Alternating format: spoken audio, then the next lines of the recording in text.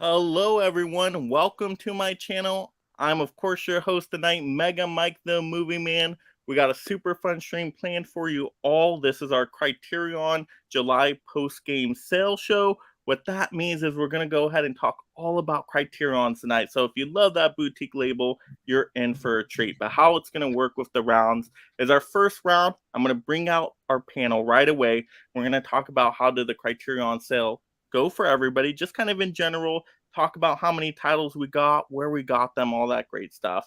Then we're going to go around, talk about our pickups, have some great conversations about each of the titles, and yeah, just have a fun time recommending them out for maybe if you missed them, you can pick them up next sale.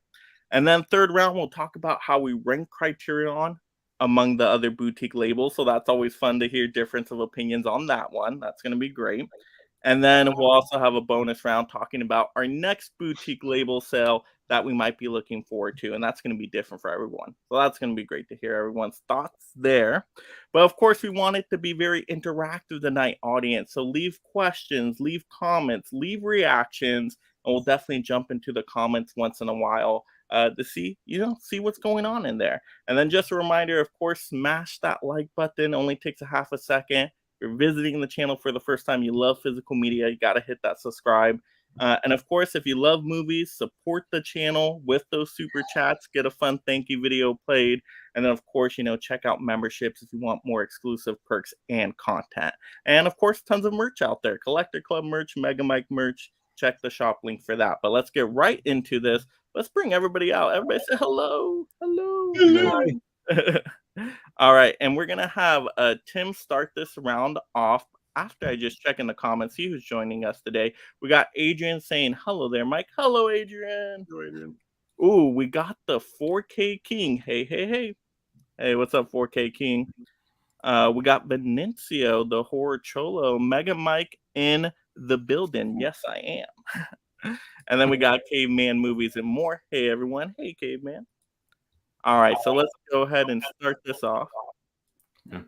All right, so how did the Criterion sale go for everyone? Let's start off there. So, Tim, how did the sale go for you?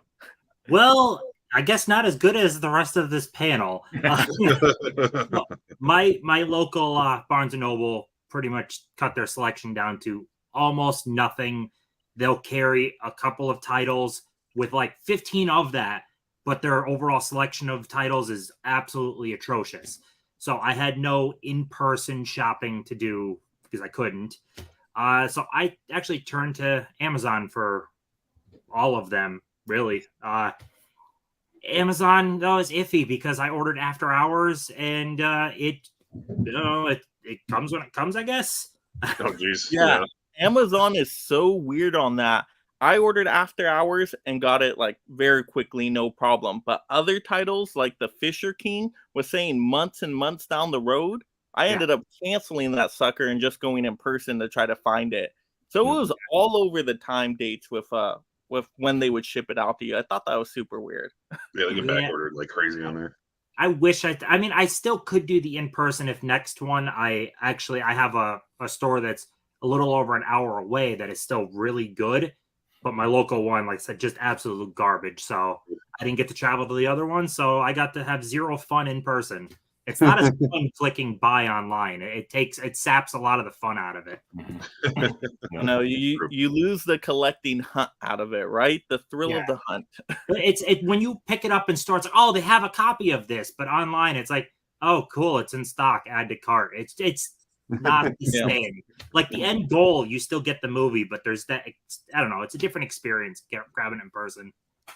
And you said they had like 15 copies of something. Yeah, what did they have 15 copies of? Was it like a new 4K? Was it? Oh yeah, like Thelma and Louise, they had plenty of copies of. There are certain titles they had lots of, but I would guess maybe there was 30 different titles. Wow. Yeah. Yeah, that's weird. They don't have the quantity control right on that one. Yeah. They thought Thelma and Louise was going to be a really, really large seller for them, I guess. All right. So for me personally, I had a pretty decent experience besides the Amazon fiasco stuff with the random time shifting shipping dates. I did get most of my stuff online though, just because that's normally how I do it. So I got, I think, what, 5 of my titles online. Amazon was pretty good about shipping them out. Like I said, the Fisher King one, had to cancel that and find that in person. So I did go to a store like 45 minutes away. That was the closest, Barnes & Noble. But I'm like, you know what? I'll make a day out of it. Go to Barnes & Noble and then go to the IMAX theater near there afterwards. Nice. So I made a whole, so I'm like, hey, the IMAX theater is that way. Might as well, 2 birds with 1 stone. So that was pretty cool. And then, the titles, good experience getting them in the mail. They weren't, some of them came in damaged. It's Amazon. It's kind of like 50-50 on what you get damaged or not. So slight damages to probably about half the bunch, but nothing super, super bad, which is okay, I guess, for Amazon. But the in-store shopping was really cool because I did find Fisher King there, and they only had, 1 copy left of Fisher King? Yeah. And then I think Triangle of Sadness, which was another one I wanted. I think they had like 3 copies of that one. But weird thing, Tim, Thelma and Louise, they had plenty of. So maybe that was something everywhere that Barnes & Noble just ordered way too much of. Yeah. Yeah. You get a free case when you buy one. I know, right? They must have been listening to the other YouTube channels out there, and a lot of people saying, "Oh, this is such a great 4K." They're like, "Okay, hurry, let's order all this before the sale starts." All right, Derek, how was your experiences? I got no complaints. I bought 7, which is nothing crazy. The first I wanted 5, and I ended up finding 2 more. So I found 4 of the 5 I wanted at my first location, which is like 3 miles from my house. So I got no complaints. Luckily for me, my 2 closest ones have Criterion still. Every other one around me has slowly stopped having them, which sucks.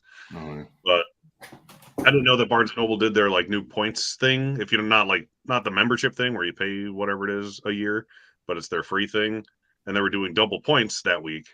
So because I bought 4 4Ks, I got a $10 gift card to use to go buy the 5th one I wanted on the next trip a few days later. So that was nice. So yeah, and then I just found a couple, and I got one on Amazon because it was too cheap not to buy, that I'm sure all of us bought if we saw it and didn't already have it. So easy for me. But yeah, I went to a Barnes & Noble today that I'd never been to look for Arrow movies.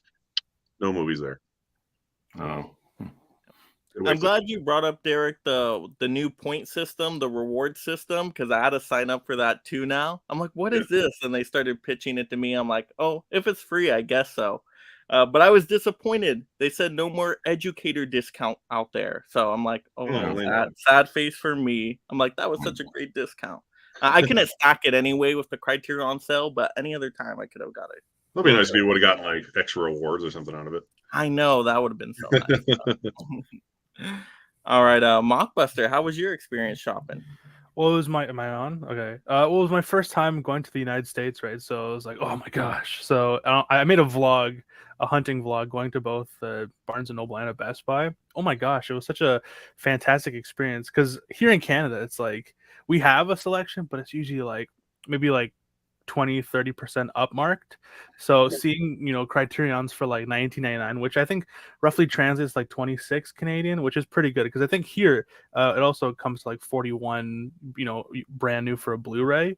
So I just saw all the stuff. I couldn't get everything I wanted because I had to drive like about 2 hours to Hamburg, New York. I don't know, Buffalo, New York, Hamburg, New York, and I was able to get like 7 of them. And then here in Canada, because it was, I guess, it was a Canada Day sale, so July 1st. So technically, I'm kind of including that in. There was a bunch of Criterions I was able to pick up there, so it was really great for me. Yeah, I was just about to ask you, how long was that trip? Because you went to a completely different country but 2 hours, that's not too bad. Yeah, you should have seen the what's it called, the customs days. Like, what are you coming here for? I'm like, optical disc. Media. What they say? They're like, what is that? I'm confused. He's like, people still buy DVDs? I'm like, it's not DVDs. At least they knew what a DVD was. I mean, some people I talk to, they're like, wait, what?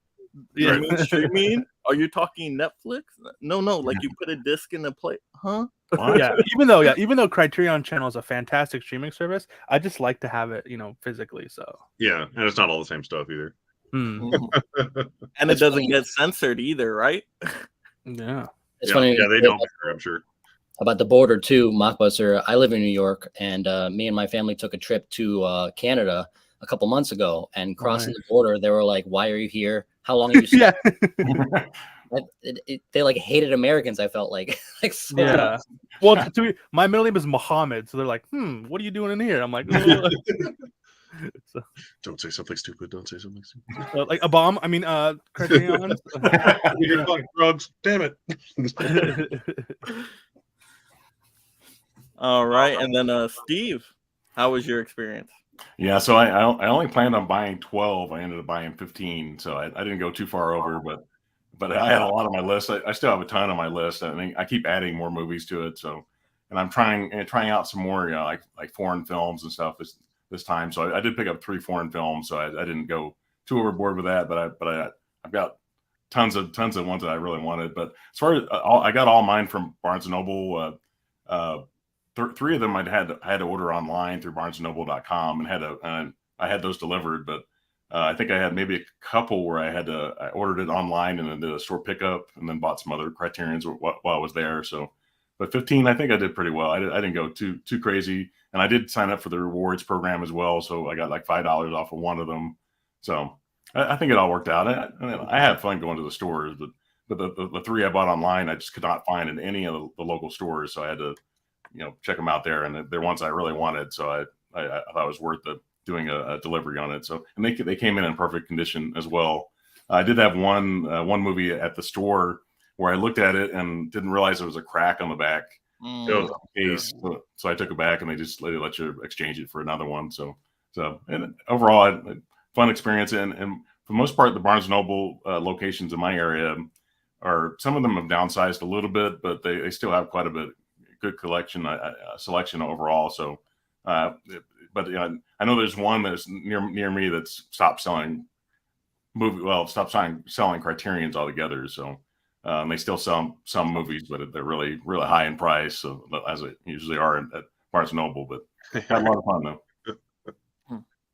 Yeah, I got to remember to shop online directly through Barnes & Nobles now, because I forgot, you can do the point system with their online ordering too, right? So I totally spaced on that. I'm like, I got to stop doing Amazon, go straight to Barnes & Noble website. Wow. It's kind of weird that Barnes & Noble, though, hasn't, I guess maybe it doesn't bring in as much money as I thought, but they are the primary brick and mortar store when you think Criterion. So get rid of all the rest of the stuff. You don't need to sell regular everyday movies like they do with some of the stuff. Get rid of it all and have a great selection in every store of Criterion. Like, Best Buy are the sole store when people think I don't understand, because usually that's the thing to get you in the store, and I usually walk out with a book or something also. Like, I don't really get the concept of just screw it all, because now I don't walk in the store, I'm not walking out with a book also, so you're not getting more money from me. Right. I always do that too. It's like, if you're not going to have downsize the movies, it's like at least only have your Criterion and your little Arrow section, because that's like what makes you special. Yeah. Like, I can go to Target and get Guardians of the Galaxy. I don't need to go to Barnes & Noble for that. You know, it's funny. They have like a kids' toy section. I'm like, what the heck is this? Yeah. Oh my goodness, they have so much stuff. You can get board games there. I mean, you can pretty much get everything there almost. I'm sure you guys saw the article where there's like I think 7 Barnes & Nobles across the U.S. that tout that they have every single Criterion in the entire collection in their store, which is amazing. And of course, one is in New York City, which is a few hours away from me. So maybe in November, I'm going to head out and see what's going on with that. Yeah, the Mall of America one is one of them, and that's like half an hour from my house. Oh, man. Oh, that's cool. And that one was always good. So, yeah. Wow, that's wild. They say literally every single Criterion. Yeah, their goal is to have every Blu-ray and 4K in stock, I think was what it said. Oh my god! Something along those lines. How much is that? That's like up to 1,000 something now, right? Yeah, well, not all of them are on Blu-ray or 4K yet. Oh, I don't think, but it's probably at least well over 1,000 though. Yeah, but some of them are out of print now, though. I mean, so they can't. I mean, there's still a lot. I mean, there's like probably 1,100 or at least titles, but there's some that are out of print. So I've seen some of those in Los Angeles where like Huck has gone to. I think went to one store and they had like a whole room full of Criterions. So yeah, that's I'd like to check that out. But as far as my area, it's not too bad. But like I said, I had to order some stuff online as well. 4K King. Vin can answer this question, I'm sure now. Who spent the most? So Vin, tell them about how many did you get? Okay, so You don't have to give the amount, price number, but just how many titles. well, I had a couple of them sent to me from Gus, actually, who was a bigger Criterion fanatic than me, even. Wow. But he accidentally ordered a couple of doubles, and he sent me a few that he accidentally purchased twice, but not including the ones that I got sent to me because he didn't charge me for those. Shout out to Gus. I got, I think, 42. Jeez. That's So awesome. as many as us combined, essentially. I was doing it in my head. I was like, And what's your collection at now? Like, how much did that bump your collection up? 43. I'm floating around. I'm not 100% sure, but if I had to guess, I'm floating around like 180. Nice. Oh, okay. That was a solid bump percentage-wise in your collection. Like 20% Wow. more than that. Yeah. Wow. Nice. Yeah, I'd planned for it for a while. Oh, yeah. We're gonna talk about it all later as far as our favorite labels and whatnot. But assuming Mike, you're coming to me next, how did the sale go for me? Yeah, of course. Yeah, no. I'm lucky enough to have a Barnes about 35 minutes away that still has a pretty sizable collection.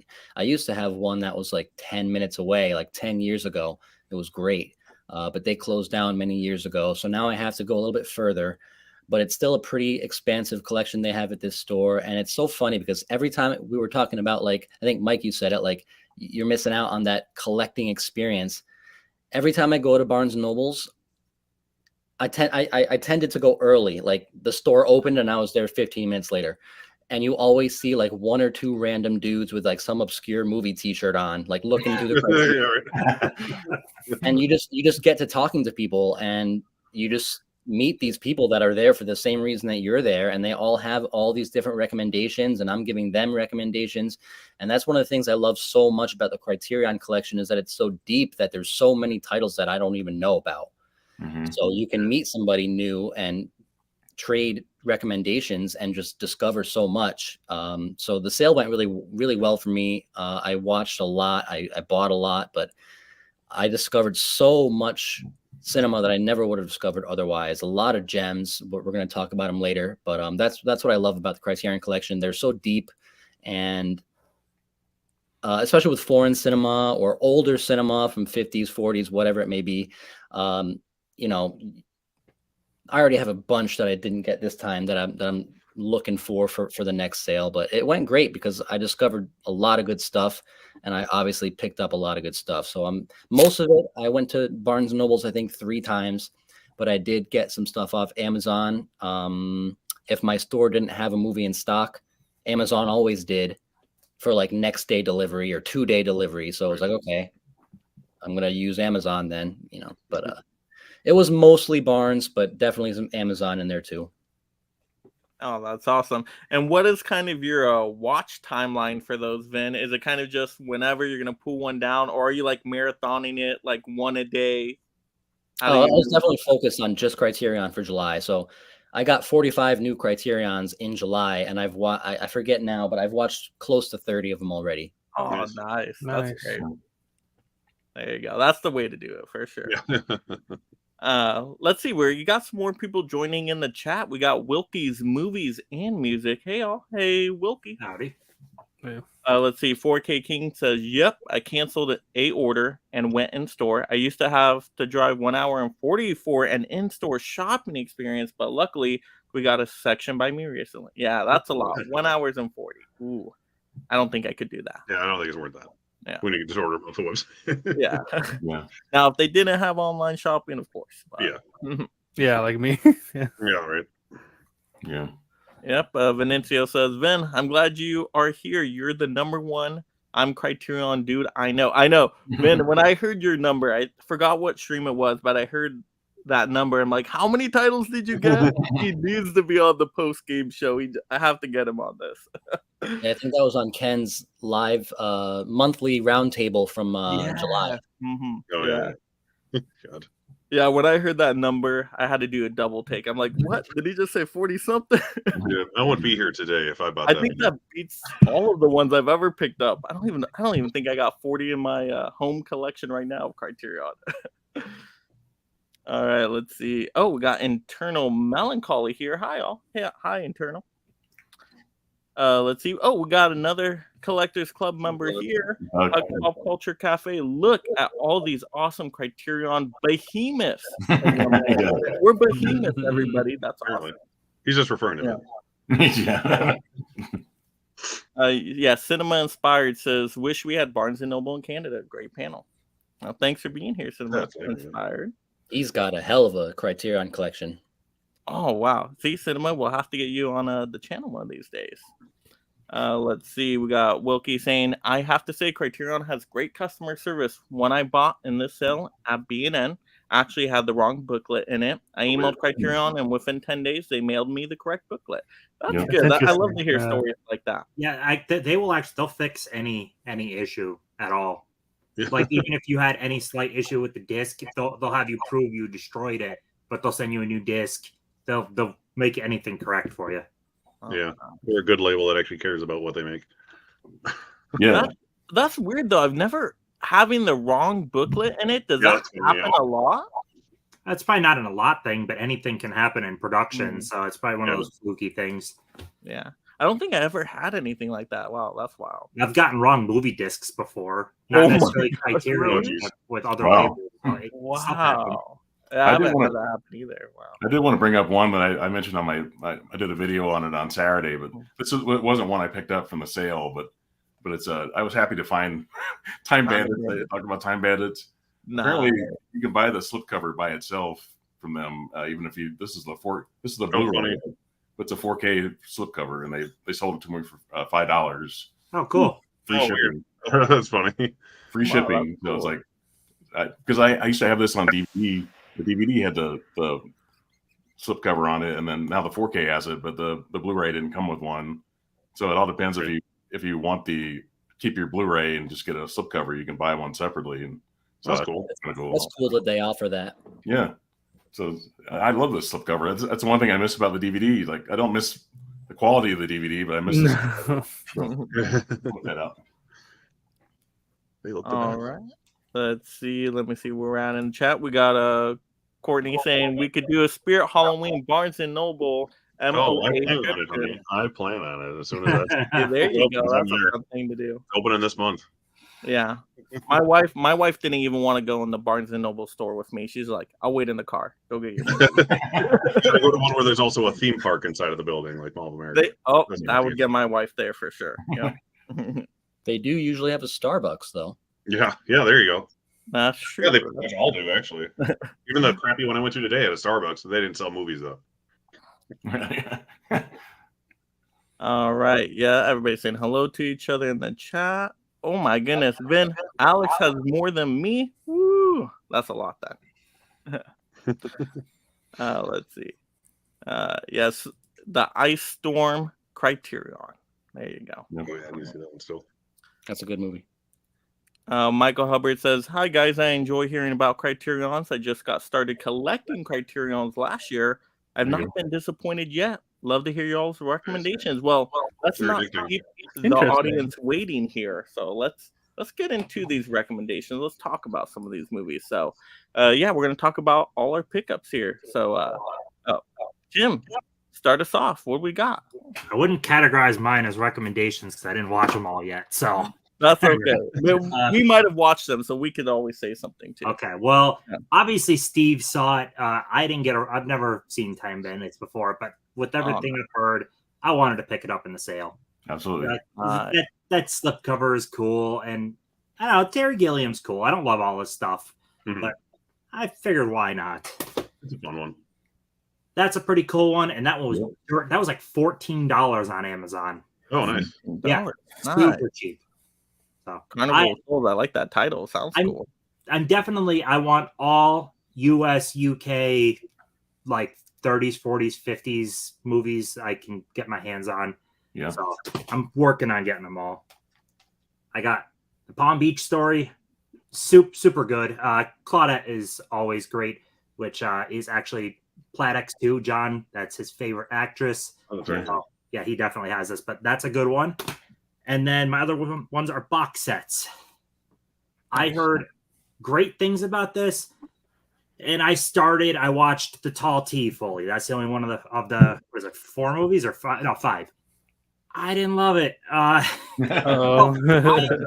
not a Western guy. I've never been a Western guy. It's one of my least favorite genres. But there are certain times I'll hear, you got to see this one. You got to see this one.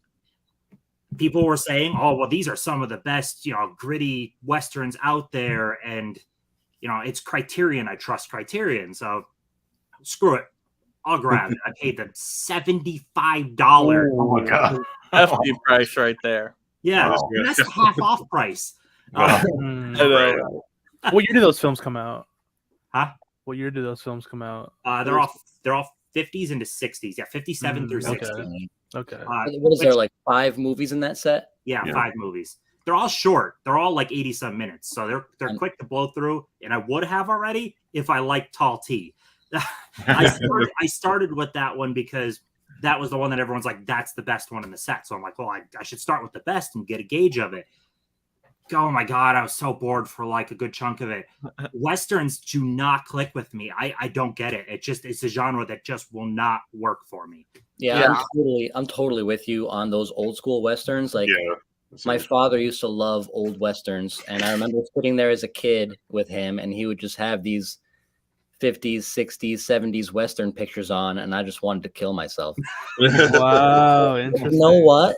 The newer Westerns, there's some newer ones that I just absolutely adore, like the Sisters Brothers, 310 Yuma remake. There's a lot of newer Westerns, Hell or High Water. That are I love Hell or High Water.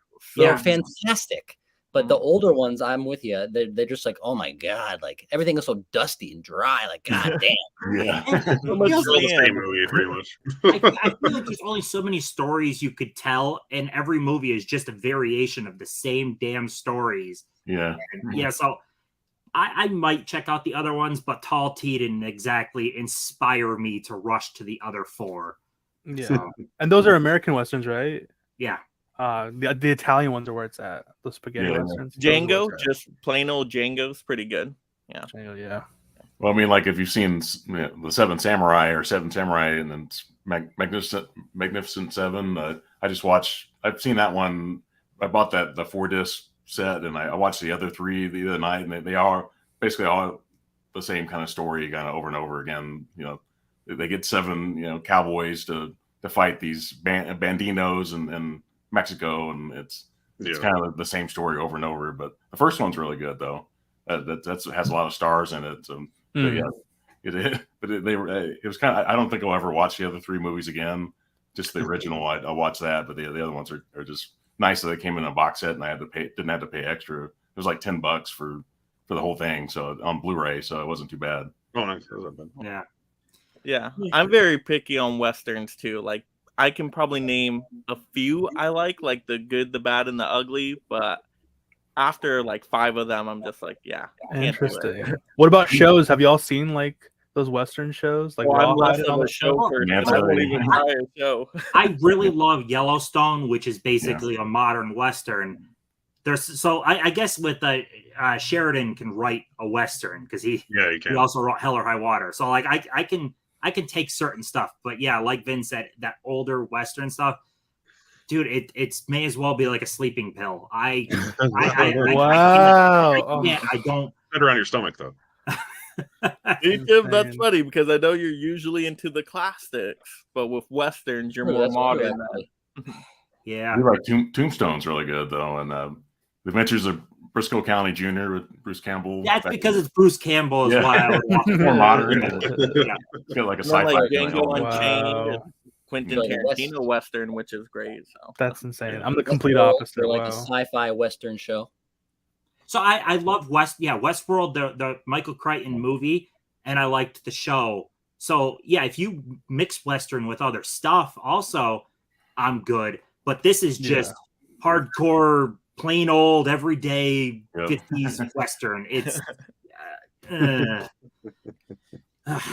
But I love blind buying with Criterion because 90% of the time it works for me. That just falls in the 10% where I'm like, But did you know that you don't like Westerns before you bought that?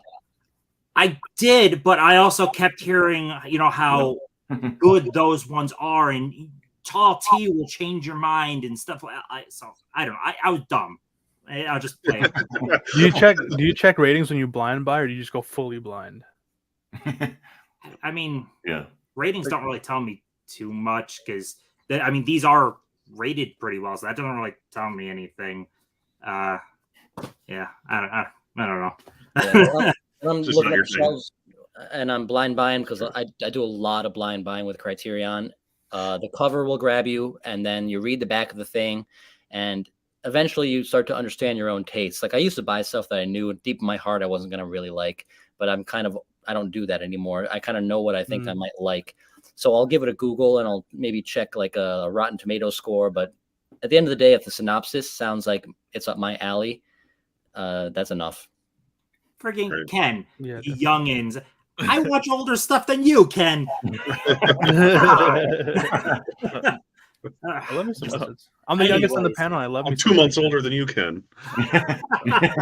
Yeah, Venetia was mentioning a Bone Tomahawk horror western, right? Yeah. Yeah, that's one I haven't gotten around to just because even though I've liked his other movies, I'm just like, but I don't know if I want to watch a Western right now. And we got Tiana saying, If you like "Hey his other everyone, movies, you'll like it. look at this amazing Probably. panel. We're amazing, everybody! Yay! Tiana. Thank you, Tiana. Appreciate it." At least the last one, though, I know I like because I've seen some of these movies. I just have not watched all of them because there's a lot of them. Oh yeah. Oh, good. Look at that. Let me That's a zoom in box on set, that yeah. sucker right there. Nice. Always love the way that one looks. Oh, great. You get a nice book. So while I only bought 5, I did Yeah. I did get a box We bought set. 5 quotation mark.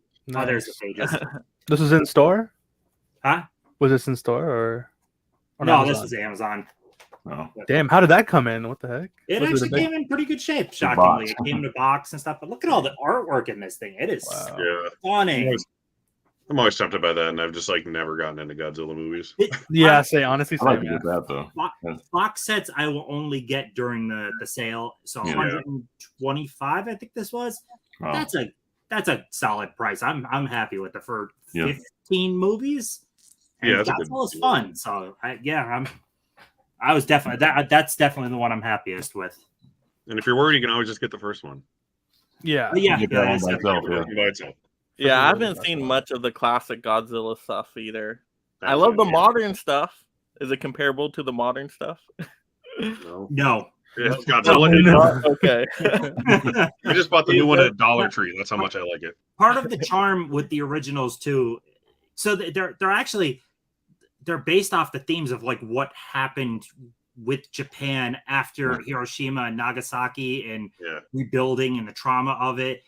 But it's a dude in a suit, and it's a dude in a suit. Yeah. Like this. Yeah. There's Well, a charm to him. yeah, it delves into a bit silliness. Like I know there's one where there's like a fairy godmother. And it's like, Godzilla, and I'm like, what is going on? But the first one's definitely a great film. Yeah. Mid-level says Godzilla 98 is the love best. Yeah. I actually No. I do enjoy Godzilla 98, but it's not really a Godzilla movie. It's just it's a dinosaur movie. It Yeah. doesn't feel Godzilla. Yeah. Eternal says, do you think the Godzilla set will come out to 4K? I think it's possible they Maybe. upgrade the first. I don't think they upgrade the whole set. I'd be surprised if it did all said, yeah. Yeah, Right. I could totally see them redoing the first one though in 4K. Speaking of Godzilla 98, what a beautiful steelbook it got. Oh, look at that. How do you have that right there, Ben? You just got that ready to go. I'm all right behind him. I feel He has a like- Godzilla 98 collection under his desk. He just doesn't want anything with it. In the Godzilla section. Nice. All right, so I guess I'll get into my pile here. Once again, if you guys have seen my movies, feel free to jump in whenever you want with these ones. But yeah, let's start with. I wanted to pick up some Wes Anderson titles. That was one of my film goals for the year, really dive into his filmography. So finally, I picked up The Royal Tenenbaums because everybody was saying such great things on my Wes Anderson stream. I think, Ben, you were on that one, right? The Wes Anderson stream? Yeah. Tenenbaums is definitely one of his best. Top 3 for me. Yeah, me I too. would say it's actually not in my top 3. I don't know if top 5, but I still quite liked it. It's Well, still now that you say that, I think it might be more top 5. I got to think about it, but it's up there. Number yeah, one. it was good though. The cast is great. Like Ben Stiller, Gene Hackman, Gwyneth Paltrow, they're great in the movie. So the all-star cast definitely helps a lot. But yeah, it has its funny moments. So yeah, very Wes Anderson style movie too. But it's not so Wes Anderson where it's tough to get into. I think it's a pretty easy watching one. So Yep. yeah, Yeah, got that one. That was a nice balance of Wes Anderson before, Yeah. I always say, before he imploded into himself. Yeah, it's almost like a normal movie. And then my next Wes Anderson title, Moonrise Kingdom, and I just love the way this one That's looks. cool. Like, I was Oh, nice. it's like a digibook kind of. Like, look Yeah. at that. That's awesome. But this movie was awesome. That is for sure top 3 Anderson for me. You Yep. guys know I'm a sucker for coming of age stories. That was cool. You got a little bit of romance in there. Yeah, younger romance, but still plays out the story. Cast is great too. You got Edward Norton in there. You can't really go wrong with that. So I like that one. That was very easy watching. It's good. I've only seen it once, but I liked it from what I remember. Yeah, it was quite Wolf is good. in it, yeah. Yeah, so that's top 3 Anderson for me for sure. And then next up, Tim will be proud of me on this one. Really, Wait a minute. up Charade. Yes. So there we go. Yeah. This was a recommendation for sure. Now, I will say a couple things.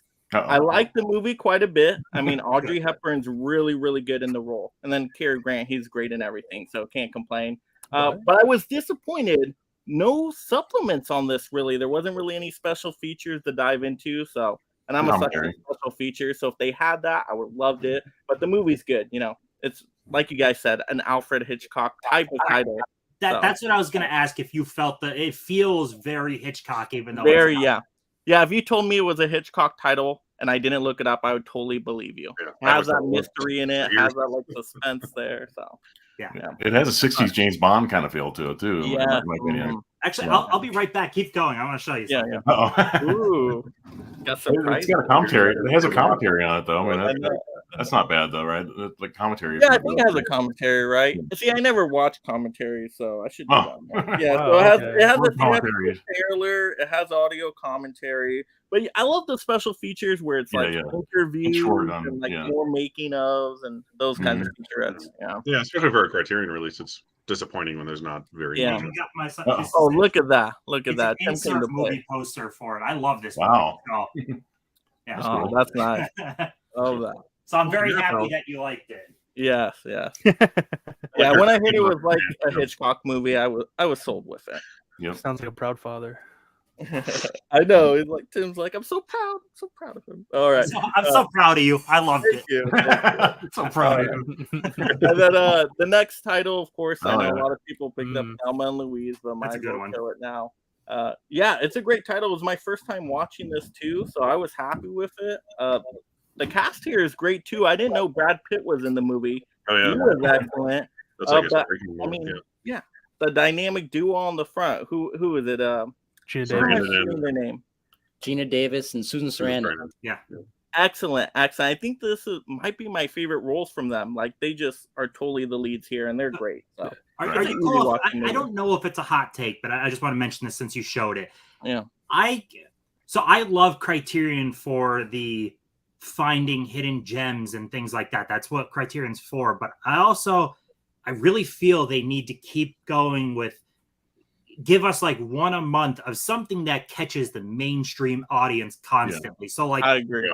give us that Thelma and Louise type title and then some foreign titles and stuff like that, mix it in, because the excitement level when you get a Thelma and Louise or something is so much higher. People are all buzzed about, oh, this is a great release month. So I just feel even though Criterion nails their target really well, they could really even get the more everyday people if they get more titles that are regular people movies like this. I don't know how to say it The without normies, yeah. And that's why I started collecting Criterion. When I see titles like Dazed and Confused, I'm like, okay, that's an entry point for me. And then I'll take a chance on Charade if I hear good things about it. But those core titles right there where I'm like, okay, I recognize the name. Okay. Yeah, Night of the Living Dead, yeah. Mhm. Yep. I had a No, question for They already go made a deal with the devil when they put out Wally. So Yeah, Oh, exactly. I love Wally. Yeah. I love Wally. Probably the last Blockbuster, what were you Disney gonna say? title. I was gonna say, how is it watch? Because I haven't seen it yet, but how is it watching Thelma and Louise, knowing that very iconic clip is like So one of that's the interesting because it was a first time watch for me last month as well. And I always kind of, you see that scene in pop culture and it's referenced a lot, but I didn't see it coming because I never really saw the film. I didn't put it together. I wasn't thinking about it. So when the ending happened and when I watched it, I was like, oh man, like, Yeah. just don't do that. Just stop. You don't have to do that.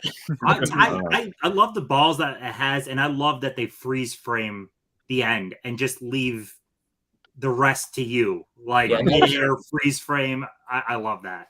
100%. That was the right move for sure. I loved it in that I had never heard the commentary before, but Christopher McDonald is like hilarious in the movie, and he's making Harvey Keitel laugh the whole time. And I Yeah, realized that's nice. eventually, really Scott just kept it in there. It's like he couldn't stop Harvey Keitel from laughing because Christopher McDonald from Grease 2, you know, he's and Happy Gilmore is just everything he says is just made him laugh the whole time. So it's a lot of fun to watch it there and see Harvey Keitel lose it every time as listening to him talk. You know that scene when towards the beginning when he's going to his car and there's the people working and he slips on the wood? Yes. Like that was actually him slipping on the wood and he just kept in character the whole time. Yep. That's awesome. Yep, that's when really Scott said he's the guy right there. He's gonna pull us through. Well, you know, Christopher McDonald, he plays such a good villain. Has he ever had a role where he was like the good guy or anything? I don't know. Yeah. He pieces of shit like you for breakfast. Yeah. Just a good prick. So that's why, yeah. All right. Well, speaking of crap, this movie definitely had a lot of it flowing at a point. Yeah. I was not expecting that scene at all, but okay, that was super gross and whatever. But overall, I will say I like the movie for a one-time watch. I can't recommend it to everybody because I don't know how many times I would rewatch this one. I know, Tim, you were saying it's kind of like The Menu, and I would totally agree, but I would watch The Menu way more times. Same. Agree, yeah. So I found Act 2 and 3 much more enticing and entertaining. Act 1 didn't feel like it really added anything to the movie for me, and it was 45 minutes. Yeah. The whole act, it's funny. Like all the dialogue and the character interactions are funny for the first act, but yeah, like you could have easily cut it down to like 10 or 15 minutes of it.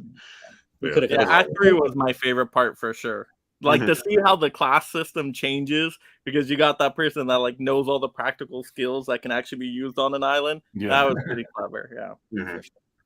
Every kind of segment felt different enough where even though it's like a 2.5 hour movie or something like that, it doesn't feel that long when you break it up. But even the first chapter, which is admittedly the slowest, the dialogue and the acting is also good that it's like, I don't mind a slow burn to get me going. And like, but it's interesting because they focus on those two characters of that man and woman, and then they just kind of break off to all these other characters. And I only saw it once, and it's not something I'd like really want to watch again soon, but I liked it. Yeah. And then my next one here, of course, another one probably most people got was After Hours. Yay, Martin Scorsese. I remember watching this one before, so this wasn't the first time watch. Actually, kind of the style kind of reminded me of like a Big Lebowski kind of humor. But yeah. Yeah. Has its dark comedic moments. It's just a wild story, but it's interesting. It's fun. Apparently, the lesson is nothing good happens after hours. So yes, it's bed early. That's the lesson. Never go anywhere. Yeah. And I was always like surprised he like would like just more things started to spiral out of control for the character. Like it kept getting worse and worse. I'm like, at some point you got to cut your losses and just like leave and go back home. Just walk there if you have to. I mean, he didn't have any money though. He couldn't get home. Like, but it kept getting worse and worse. Like everything he tried to like go get the keys, and then he got into those shenanigans, and like it just kept getting worse every time he tried to do something. That could happen when wrong, pretty much. Yeah. And it's got Kevin McAllister's mother and father in that movie. Yes. Yeah, that's so weird. I didn't know they were both good. That's so funny. Yep. Oh, and like everything could have been prevented if he just held on to that money, right? It just like flies out the window. Like, why are you even having it out right now? You don't need it out yet. Like, wait till the car stops and then pull it out. Yeah. And the whole movie is kind of zany and kind of like offbeat, but that ending the final couple shots of that film, I don't want to spoil it maybe for people in the chat, but the last 5 minutes, what happens to him with the paper mache or whatever it is, like, oh my God, like it's just so ridiculous. Yeah, it's funny. It's funny though. Yep. All right. The next one, which I guess is funny as well because it's totally a comedy. We got The Time Bandits. I know, Yeah. Steve, you were showing your Blu-ray of this one. There So you got go. the 4K. Of course, the Lynn Tickler. I couldn't resist either. But yeah, it was a good watch. I laughed at a few moments. I wasn't laughing hysterically though, because it's more Yeah. like, I guess, the British kind of humor you would say, like the Monty Python style, Yeah. which Yeah. I never laugh hysterically at. Very subtle. Yeah. It's not like my go-to kind of humor, but I like the fantasy elements in there, and also how they played around with the time travel stuff. So that was cool. And then Sean Connery Yes. Connery Yeah, shows up. right. Mr. That was Bond. cool. Yeah, that's right. Yeah. I like it's concentrated evil. It's yeah, I love the The ending. effects were good too, like the practical effect work in there and all that. That was cool. Yeah, it's very R2D2's in it as well. One of the little people. Kenny Baker, yeah. Oh Kenny Baker. The smallest one of the bunch is him. So that was Yeah, I cool. think I was seeing that in a special feature. That one had pretty good special features, I think. Yes. And then my last one here, and then of course I'll let Derek go. Another one probably everybody got. Yes. Fisher King. So happy to pick this one up. I really like this title. Robin Williams' performance in here is just perfection. Awesome. And like to see it, you can like really relate to him in terms of like, okay, if you were to go through a very traumatic event, how he is the way he is now, connect that story together. That's perfect. Jeff Bridges was really good too. The fantasy elements, because it has some fantasy elements in there I wasn't expecting. Yep. I just thought it was gonna be like straight street level movie, but it plays with some fantasy there. But I like that stuff too. The effects with the horse and all that was excellent. So I like this one. Liked it quite a bit. Glad everybody said good things about that one. That is fairly easily my favorite Gilliam film. And the scenes when he becomes buddy with what's his name? Tim. Why am I blanking on his Michael name? Jeter? Michael Jeter, the radio host. What's Jeff Bridges? When they kind of become friends, and he tries to help him court to that girl he has a crush on. There are some scenes in that film that are so funny. Yeah, like so funny. Yeah, I wasn't expecting that either. The romance elements, that caught me off guard too, but I liked it a lot. Yeah, Lydia is Amanda Plummer. Yes. She's the daughter of Christopher Plummer, the former star, Canadian star that was in Star Trek 6. That was his daughter. She never really became a huge star, but yeah, she back early 90s, she was definitely had that period, but she was not the most talented of the three. She got overshadowed by the other three, Williams and Mercedes Rule and Jeff Bridges, but I thought she was good in that, and he found somebody to love. After you see what happens early in the movie, so graphic. Yeah. To find that we finally come out of that and come out in one piece, all that stuff. I thought she was good in the movie though. Yeah, she was great in it, and plus you get full frontal Robin Williams nudity. Some people won't handle that. I know. That's the messy part of the movie. And there's enough hair you can't see much anyways. Yeah, that doesn't seem like it's a good idea to do that in Central Park, but and then by the end, both of them are doing it, and you're like, "Oh, okay." Yeah. So there we go. They didn't show anything there. So thankfully, they spared us for that one. But yeah, but Michael Jeter, I talked about him. Like it was great to see him in that role where he goes to see her and give her a message, and that was great. It was a great scene. All right, Derek, take it away. Well, half of yours were all of mine too, but yeah, Thelma and Louise haven't had a chance to watch. I haven't ever seen this, but luckily I know the ending, so you guys didn't spoil anything. It's such a famous ending. Triangle of Sadness, I've seen and I enjoyed quite a bit, so I bought it on 4K as well. It's one I try to get all the Best Picture nominees, and that was an easy way for me. Fisher King I got as well. Yes, I have not yet to watch it, but I love Terry Gilliam movies for the most part, and from what I've heard from Ben and everyone else, it's fantastic. Speaking of fantastic, I got Fantastic Mr. Let's do it. I love that one. That was a good This is only $15 on Amazon, so I was like, hell yeah, I'll get that for $15. Good Wes Anderson movie. I haven't seen it since it was released. Like, when did this come out? 2009, so forever ago. But I remember liking it, and I thought my kid would get a kick out of it because he likes stop motion animation too. So I rewatched that from Mike's stream, and I love it even more after Oh, watching yeah. it. It's I short, agree. too. I forgot how short it So was. good. Yeah, that's top 3 Wes Anderson. Oh, For me. yeah. Nice. Yeah, I haven't seen Isle of Dogs yet, but Mr. Fox was really good from what I remember. Time Bandits, like everybody else. Because I love Terry Gilliam. I haven't watched this movie in probably 15 or more years. But yeah, the art direction and just the production design style of Terry Gilliam is amazing in everything he does. On to things I actually watched finally. I watched After Hours, first time watch. It's like a fever dream of a movie. Like that's like the only way I could describe it pretty much. But I enjoyed it quite a bit. It's a little slow, like it's fast paced, but somehow feels slow at the same time. It's weird just how my brain saw it. But I love Griffin Dunn. So I like seeing him in a lead role, which I don't get to do very often. And he produced it too. Did he co-write it too, or just produce it? Producer, yeah. Yeah, he produced it. Yeah, which is cool. And there was another movie that they released that he also produced and was starred in too. I didn't see. And the one I didn't plan on buying, Good. Hollywood Shovel, and it was hilarious. Yes. So if you like it in color or anything similar to that, Yeah. this is the Seeds of in Living Color in movie form right here with Robert Townsend, and it's short. It's 81 minutes long. So Yeah. Yeah, I definitely got to check that out because that was Robert Townsend and said, right? Yep, Yep. he wrote and Yeah, directed so it, and then Keenan Ivory Wayans co-wrote it with him, and he stars in it. So It's good. It's about what? I was gonna say I was recommended the 5 Heartbeats by Dell, and I enjoyed the heck out of that. So Yeah, I haven't seen that one. I would like to check out Hollywood Shuffle. Yeah, it's good. Yeah, it's a satire on just how black actors were treated in Hollywood at the time, and it's just like it doesn't take any crap. And then I tried to make a conscious effort to go back and watch Criterions I had bought in the past, hence why I didn't buy too many that I hadn't opened yet. So I watched Dazed and Confused, which I had seen before, but my wife hadn't seen it in like 20-something years, so we watched that at 4K, and it was good. I've never been like a massive fan of the movie, but I always like it. Got a great cast. Blowout, I finally watched again. I love Blowout. Good one. My favorite Brian De Palma movie, easily one of the favorite. This is just the Blu-ray because I got it, a year ago, and I finally watched it because sales. I watched Blood Simple again. If you can't tell, I like Blood Simple. Yeah. My wife didn't remember much of this one either. She was like, "Let's watch that because it's great." And I'm halfway through, haven't finished it. Shaft, finally watched. Started Shaft, I got to finish it. Then you'll have to watch the sequel in there, Shaft's Big Score. Yeah, then I'll have to watch Shaft Goes to Africa or whatever, the third one. Yeah. Yeah. I think I watched that on Criterion or on YouTube. I think I watched the third one. Oh, yeah. It's kind of Blu-ray. Gordon Parks didn't direct that one, so he does. That's basically that.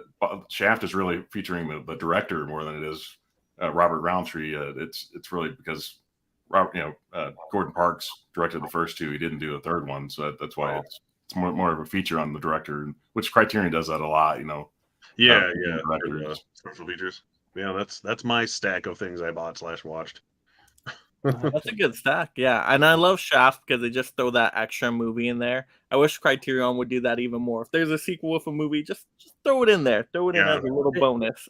They do it more than a lot of people would think, and they hardly advertise it. You just look at the special features, there's another movie in here.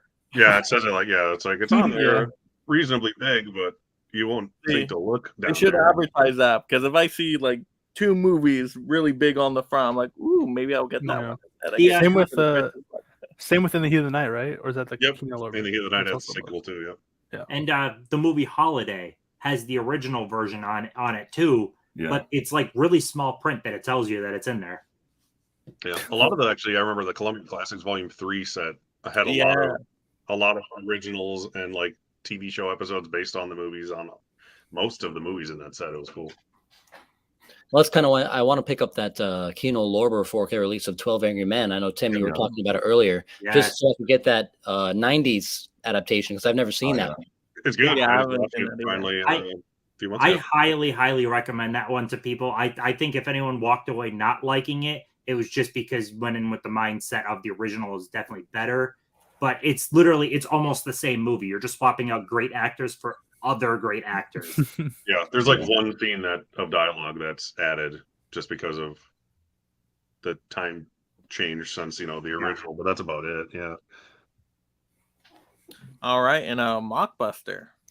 Oh yeah, I forgot to add 2 more, so I added 2 more to the stack. So I both had. I couldn't buy from Amazon because it shipped forever, and it's like $10 shipping per item. So I'm like, Oh, screw Jesus. that. Wow. But we have this physical media store called The Beat Goes On, and they had like a sale for the July 1st, and I picked up this. It's a Mad World. I Oh, love man. that Cool. movie. I heard great things about this. I haven't seen it yet, but it has like a really nice digibook. I think this was like 17 Canadian, so that's like $10 US. So I had to pick that up. And it's a dual format version. And it also has the 4K restoration, so I didn't feel too bad getting this older release because I think this is from like 2014 or something. And you got a digibook pack with it? Mine was just a regular Criterion. Yeah, this is case like an with old. that.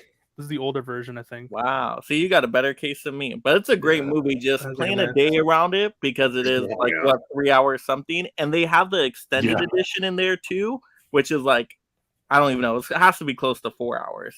Yeah, because this is a Blu-ray 1, Blu-ray 2, DVD 1, DVD 2, DVD 3, which is like Wow. I was like $10. Hell yeah, so I'll take that. And then I did show this on my recommendations, but we did the stream after I bought from the Canada sale. So Badlands had to pick Yes. this up. Oh, nice. Fantastic. It looks great too with the 4K digital restoration. I just had to pick this up. So Badlands, fantastic. Yeah, I've been wanting to rewatch that one. Yeah, I have that one, the Terrence Malick film, but I've seen it once, but I want to rewatch that one soon. Yeah, me Yeah, too, bad. it's great. Yeah, and then like everyone else, Fisher King. Yeah. So that's why I There you go. picked that up. Haven't seen this one yet, but I heard really good things about it. So No, I've been spoiling everything. I think. Like you and Eric had never seen it. Luckily, so it's I old enough that we get the gist. Zip it up. There's a lot in there though. Like you'll still have a good time. Yeah, yeah, yeah, I I still don't, don't know what the think, movie I don't think we spoiled that much besides the No, fact that yeah. you have penis in yeah. it. Not that much. is. That got me excited. So Yeah. Watching it tonight. 4K. There you go. cock and balls. Wow. All right. Next I got is Wim Wenders. Was it Wim Wenders or Wim Wenders? Is he European? Wim I have no Wenders, idea. yeah. Wim Wenders. Wim Wenders. But Paris, Texas. I haven't seen one. this one yet, but I heard really good things about it, so I decided to pick this up. It has like a HD restoration, so Yeah. It's a great Harry Dean Stanton performance in that Yeah, one. that's the Harry Sand one. That's all I know about it, really. Picked up a couple of other Wim Wenders films, and Paris, Texas is definitely my favorite. Yeah. yeah. I heard like the performances like for fantastic in this, so I was like, oh, I'll check it out. I'm a big sucker for good performances. I think as most people are. So He doesn't And talk then- much in the first hour. He doesn't say a word, actually. Yeah. the next I got is El Bruch or The Bridge. Yeah. Pretty underrated film. I know I don't know what many. I've never heard anybody talk about this film, but there's like a very Yeah. iconic scene where there's like a boy going through shell shock, and he's like, "Oh," and people confuse that because the movie is so realistic that they confuse it for like actual World War II footage. But it's great. It's like one of the first, even though it's like from the '60s, it's a really early anti-war German film. Because in the bonus features, one of the filmmakers from Germany was like, during this time, Germany was not very favored well post World War II. So a lot Yeah. of films in that area were like, yeah, even obviously, the mustache guy was pretty bad, but there were Yeah. some good soldiers. But this was like, yeah, I mean, the war was messed up. I think like one of the ending shots, it's not a spoiler, was that you go through so much trauma and tragedy in this film, and it's like the events that took place were so insignificant that it wasn't even recorded. So it's like it has like this very deep, depressing feel. It's kind of like All Quiet on the Western Front, where you're not happy at the end of the movie, obviously, because it's a World War II film about Yeah. Germans, and these are all kids. There's like 15-year-old kids, and what's cool about this is they actually casted 15-year-old kids, so they Wow. actually sound like kids. They are kids, and they like the acting is fantastic. The first half is like a day in the life movie where they they get milk, and you see the different, because it's cool because like you have children from a not third world country, but like a poor area, and then you have rich kids and all that kind of stuff. So I really liked El Bruch or The Bridge. Highly recommend it. Great war film. And then next one I had to pick this up. Surprisingly, it was all the boxes were behind the counter. I don't know if that's like a normal thing, but Yeah, I do that sometime. I got the Bruce Lee, his greatest Oh, hit. yeah. Oh, Now I know everyone's fantastic. creaming. Everyone's creaming over that Arrow box set, but I'm like, Yeah. I don't have a region free player, so even if I Yeah. wanted to see Enter the Dragon, it would be like a region B, and I don't know if the bonus features compare to the Criterion collection. And this has 4K restoration, so like honestly, the 4K restorations on Criterion are so fantastic. Even the Yeah. 2K restorations, like this is a 2K restoration and it looks beautiful. So it comes to all the movies, and I think it was like $60 or something. So like Yeah. all of that, like it's a lot cheaper than if you got the whole box set from Arrow, and it's just fantastic. I've only seen Enter the Dragon and a few others because this is my dad's favorite franchise, all these Bruce Lee films. Yeah. Yeah. So I got to watch with him as well. But it comes with like so many movies, and it's such a great deal. It's like you can't pass it. It's like $10 a movie basically. So That's a great set. It is, yeah. yeah, it's pretty recently too. And then this other one from Bernardo Bertolucci, I don't know, Gorlami. Anyways, Last Emperor. Well, I love that Oh, one. yeah. Oh, that's This a is great also one. an older release. I know they have a new one with a clamshell on it. Yep. But this one has like a nice slip case over it. Then it has like the gold interior. So I was like, you know what, I'll pick that up. And it has like nice detail on there too.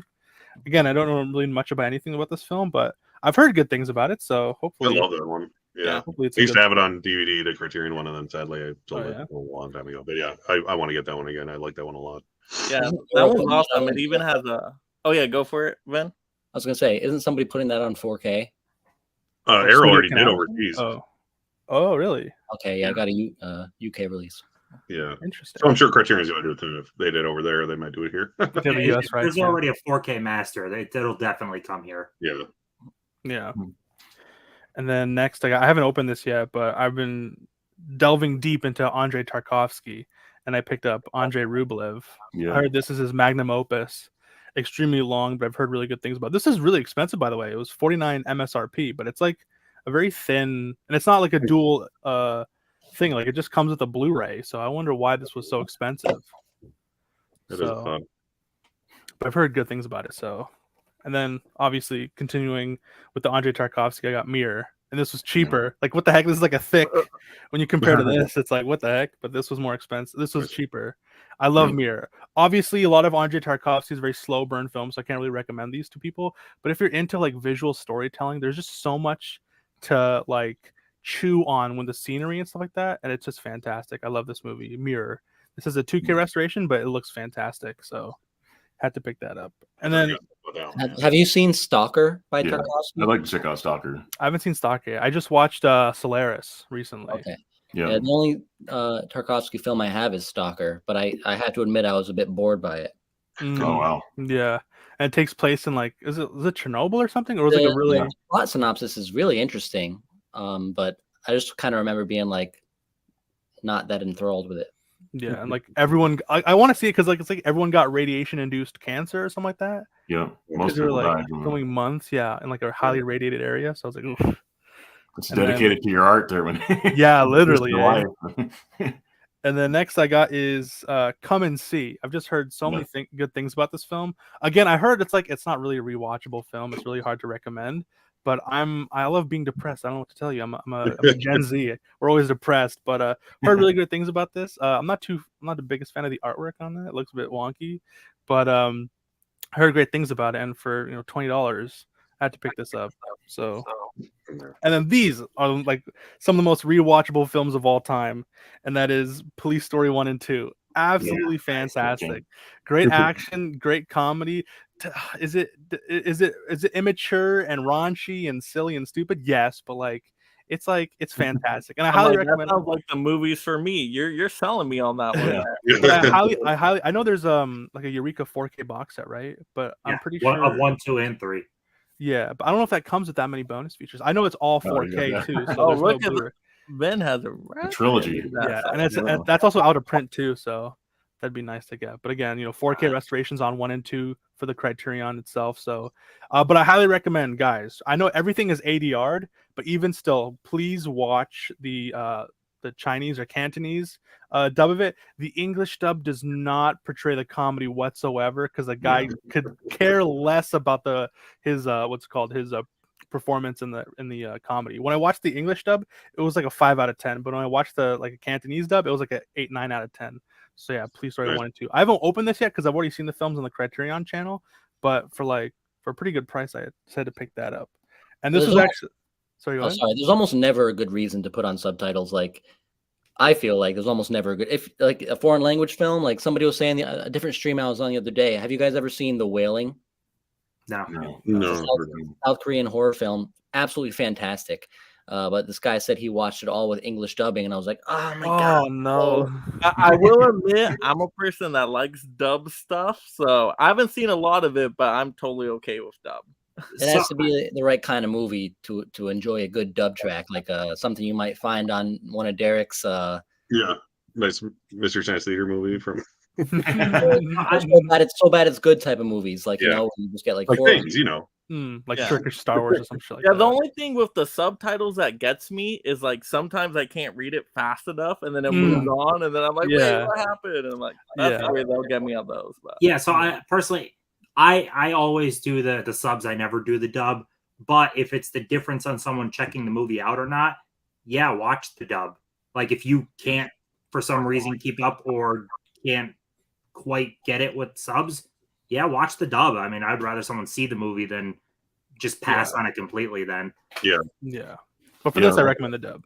Yeah, like the Seventh Seal, I watched it with the in Swedish and watched it in English and watched the commentary as well. So I watched it three times, and I caught in my all the special features. I got the movie by the time of second viewing. So it helps kind of comprehension, that kind of stuff to just to watch it. But yeah, you should watch it in Swedish and watch it in the native language. 100%. Yeah. That's too many viewings of that movie. I can't do it. Yeah, one of those is enough for me. For a lot of Jackie Chan, like you were showing too, a lot of Jackie Chan's he'll both do. I was gonna say that he redubs his own. Yeah, he'll dub his own. So at least you're still getting Jackie Chan either way. Yeah, that's true. Yeah, it won't be so bad then. Or someone was talking about it too when they had watched Parasite. I think there's something to just the cadence and delivery of South Korean actors and the way they fluctuate certain. Yeah. They're very like, oh, and you just if you take that away, it just changes the whole performance. Like, that's what I was gonna say with Seven Seal, because like a flute, like it has a very poetic and like it sounds like a song, right? And there's a lot of music in the movie. So, and then this was a pickup. I'm gonna get so much hate for this. I hated this movie. Like I didn't like. I was like, this isn't a very good movie. It was like I hated this movie, and I got so many recommendations for this movie. Oh, I hate to put this up, but Eyes Without a Face. I did not. No. Well, I would say the deliveries and the cinematography, it's all beautiful, but it's just the story, the plot. It's so weird. It's like, how come this doctor is kidnapping people, but he's not testing to make sure that these people have bloodborne diseases? So he's just randomly, because if you're like a well-renowned doctor, you have your own practicing, all that stuff. You're just like putting random people's faces. Obviously, there's bloodborne diseases, and every single time the person like rejects the what's it called, the skin graft. There's some stupid things like where the cop like has an idea of who this person is, and then he brings in like a undercover whatever, and they don't even like survey it. So like she's about to get killed, and then the cop's like, oh hello, I forgot what. I'm like, what are you doing? Like there's so many infuriating stupid parts, but like it's a vibe. Honestly, it's black and white. Like the cinematography is absolutely beautiful, and the ending is very Disney. Like I'm not gonna spoil it obviously, but it's like it's so silly, but I mean, I can see why people like it. It's definitely a romp. Celeste love that one. I think Celeste loves that one, right? That's all right. Because we talked about it on our. That's the one that was on the practical effects. Yeah, that got taken down immediately. Okay. Is that 50s or 60s? Yeah, that's also it feels 1960. It feels like one of those early 50s Hammer horror films, but it doesn't have like the creativity with its gore or like the really cool creative cinematography. It feels like it's filmed like an art film, but it's written like a cheesy horror film. So that's why I kind of dock marks, because it's so late in the game, right? 1960. At that point, they're like getting into more, like horrific, like Psycho and that kind of stuff, right? So that's why I dock marks. Mockbuster. The thing that creeped me out more about that on the special features, there's the director had done like a slaughterhouse kind of video or whatever. And yeah, I saw that. Yeah, that's creepier than the movie. It's like very 90s. Yeah. Oh, jeez. I feel like that movie got a bit of a pass for me because it's in French and the language is just so beautiful. Like if that was in English, I probably would have been more like you, like, this movie's fucking stupid. Like it's all talking this beautiful like language, and I was like, all right, it's not that bad. Oh, true. Yeah, here in Canada, we hear French all the time, so it's kind of graining now. So I was just you brought that up. Do you guys find then there's certain languages they're not pleasing to the ear for you, and then there's other ones where you gravitate towards because you just like the sound of it? because Swedish, I've run across certain language films that I'm just like, it's not pleasing to hear. I don't know what it is. Going back to I like subtitles, Asian films. Yeah. Sometimes like the German and Italian, they speak so fast, so like the subtitles go quick. I'm like, oh, god damn it. So if someone's doing a monologue, it's like shoot. I'm like, god damn. And I have dyslexia too, so I'm like, I can't. Yeah. So I have to be like wide awake after a coffee at like 2 p.m. and then I can watch a foreign film, or else Nice. I'll like just miss it. And then another film that was on my actual, I think this was on someone's recommendation, and it was on my wish list, and was Ghost Dog. Yes. The Way of the Samurai. Yeah. There you go. I love this movie, dude. Yeah. And I love me some Jim Jarmusch too. I've already watched this before picking this up. It's basically, if anyone has anyone seen like Les Samurai, it's like a better version of it, because Les Samurai is very, it's slow, it's boring, and like again, also the story is different. But I'm not the biggest fan of French New Wave, so that's also why I don't really like that movie so far. But this one's gritty, it's great, a lot of really good performances by Forrest Whitaker. He's able to play like a really like, what's it called, stoic badass, but he's also like very sympathetic and stuff like that. There's great philosophy in this, and it has like this really cool set with all of the philosophical sayings, among the maxims of Lord Nagashi. Well, there's all that kind of stuff. Matter is great, and that kind of stuff, and it's fantastic. I know, and they just literally announced like a few months ago, or like a month ago, that it's gonna get a 4K. Yeah. So I'm like, all right, I God was like, damn it. ooh, I kind of want to pick that up, but I guess I'll wait. But 4K 4K. Criterion?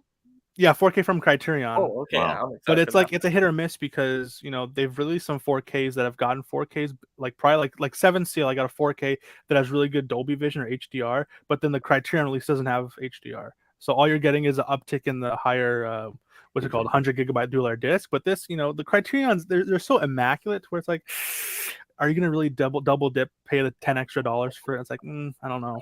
Yeah, if you already have it, not worth it usually. Yeah.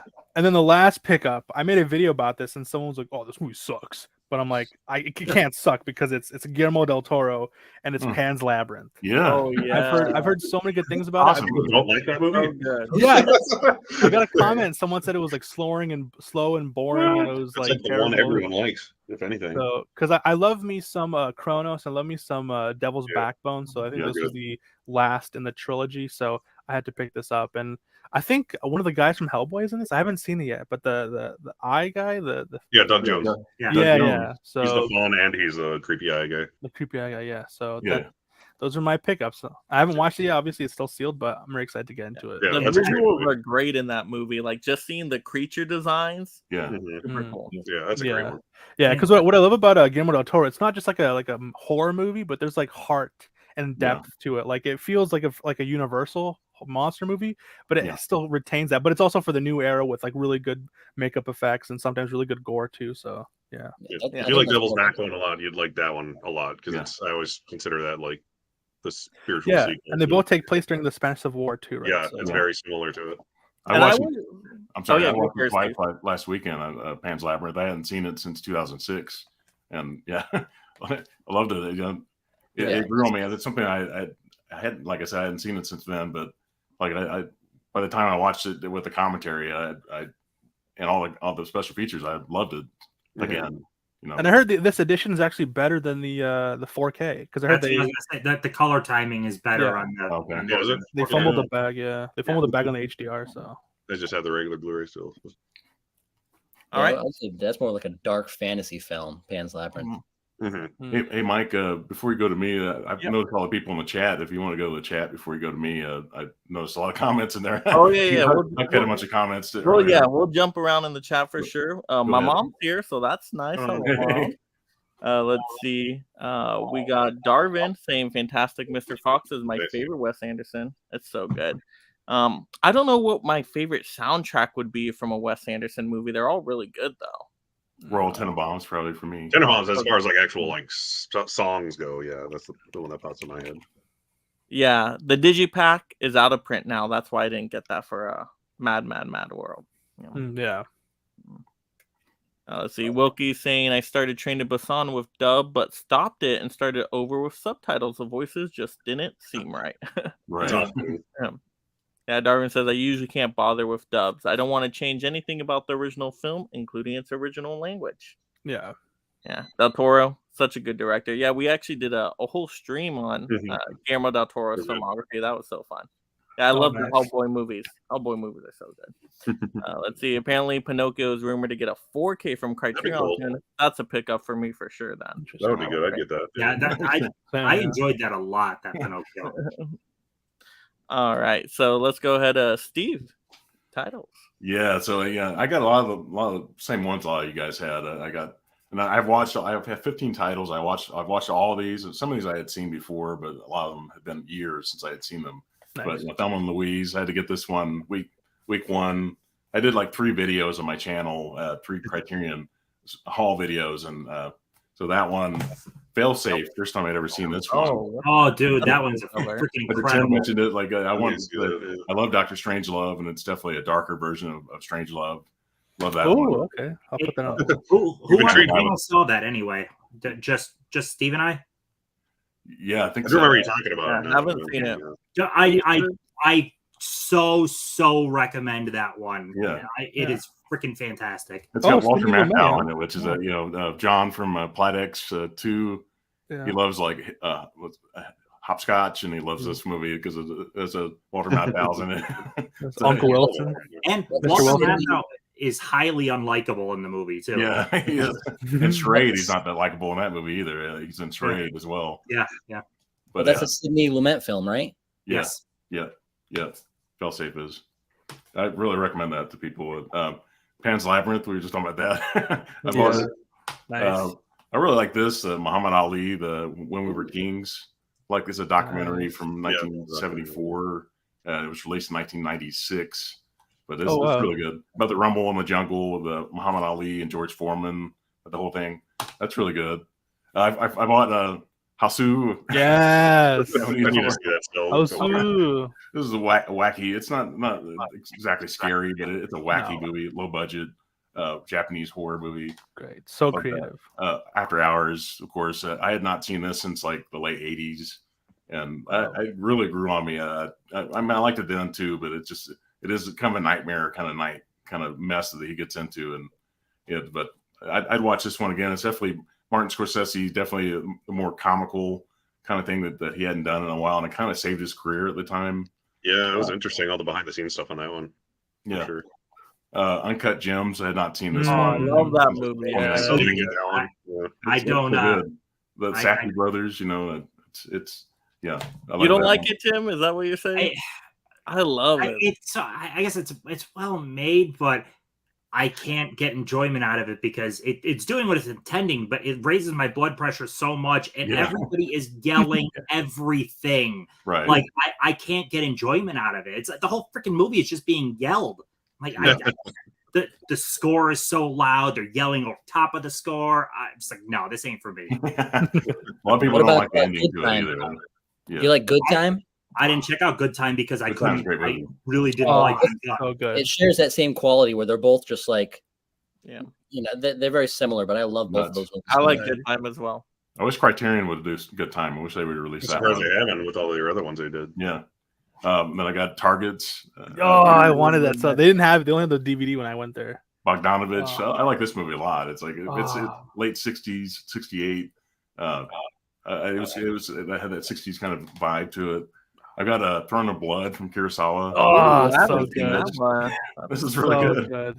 I got So Seven good. Samurai. I wanted to get the Hidden Fortress also, but none of my stores had that one, and I didn't get it online either. I should have gotten it, but that's coming probably in October. The Criterion sale, probably get that one. Best Shakespeare adaptation, in my opinion. Yeah. I've got Naked Lunch from David Lynch. This movie's bizarre. It's William S. Burroughs. I wish I had read up more about him because it's about his story. It's bizarre, more bizarre than anything David Cronenberg. David Cronenberg movie. The Cronenberg shirt on right now. Yeah. Oh wow, that's a coincidence there. Sure, look at that. Like that's Criterion related. Yeah. It's got Videodrome and stuff on it. Yeah, Cronenberg. And then I've got Ice Without a Face. And I had seen this before. I had actually checked this out at my library before the DVD version of the Criterion. So I'd seen it before, but it said it had like 2 features that were not on the DVD, but it's one of them is the slaughterhouse thing. They have an English dub on it. Maybe that's the difference. But it does have one other special feature with the woman that played the main female character in the movie. She talks it. That was one of the updates. Mhm. I've got the red shoes. Nice. Oh, I I've haven't never seen that this yet. before. This is interesting. It's kind of like if you've seen Black Swan. It's kind of like Black Swan, only with red shoes. Basically, it's a British movie. Yeah, it's 1975, or 75 years old now. So from 1948. So It's beautiful too. Beautiful. It looks That's looking pretty. 4K. That's Yeah. that's the 4K, 4K version.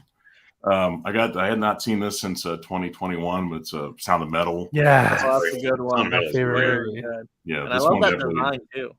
it grows on me a lot. Yeah, it's I mean, like I said, I'd seen it in theater before. I think it was when it was like the Oscar time. They had re-released it in the theater in 2021. But yeah, this one definitely grew on me a lot more watching it the second time and third time with commentary. And then I got Chilly Scenes of Winter. This is the one with Griffin Dunn movie. Yeah, Griffin Dunn and Amy. It's got Amy Robinson. They both did After Hours. Did the production. Were producers on that. And Griffin Dunn makes like a very brief cameo in this movie. and Mark Metcalf was also one of the producers. The guy who was in Animal House. He was the drill sergeant guy, the ROTC guy from the Twisted Sister video. Oh yeah, okay. Mark Metcalf was one of the producers.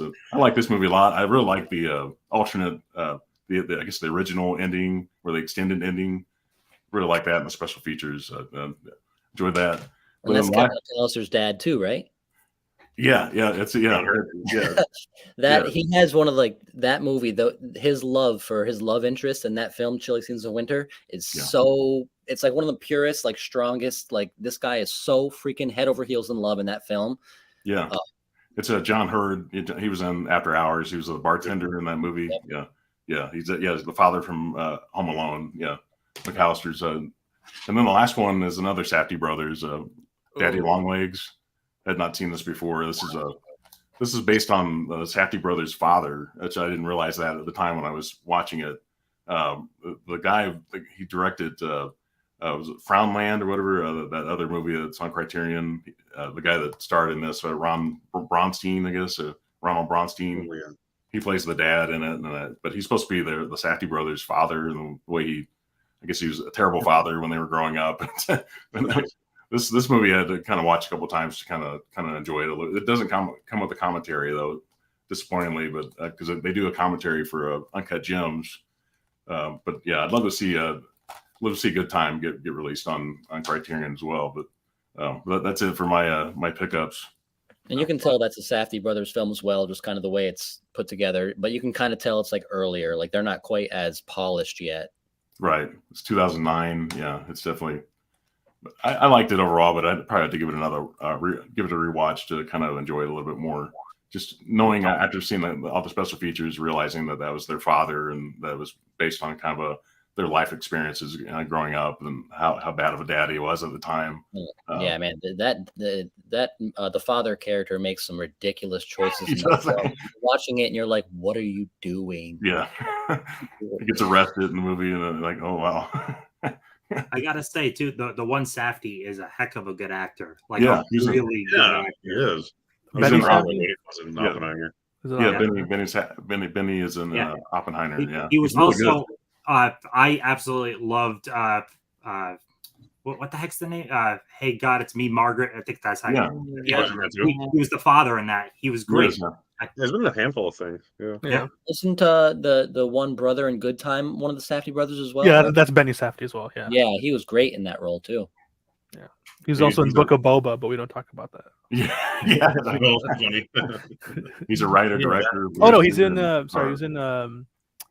What's the movie called? The Obi-Wan. He's in Obi-Wan. Yeah, you're right. He's the one with the Jedi in the beginning. Yeah. Oh, funny. Yep. All right, over to you, Vin. All right, so try to make this quick. Throw your back out or anything.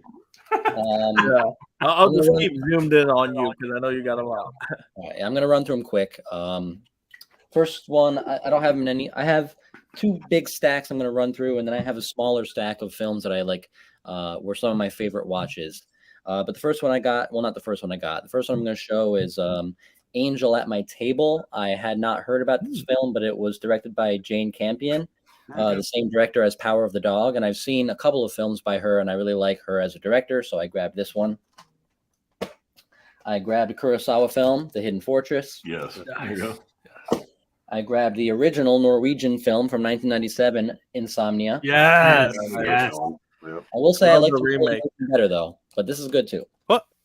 So did you find though the original leaves you with a very like icky feeling? Like he is a way scummier, sleazier character than Pacino portrayed him in the remake.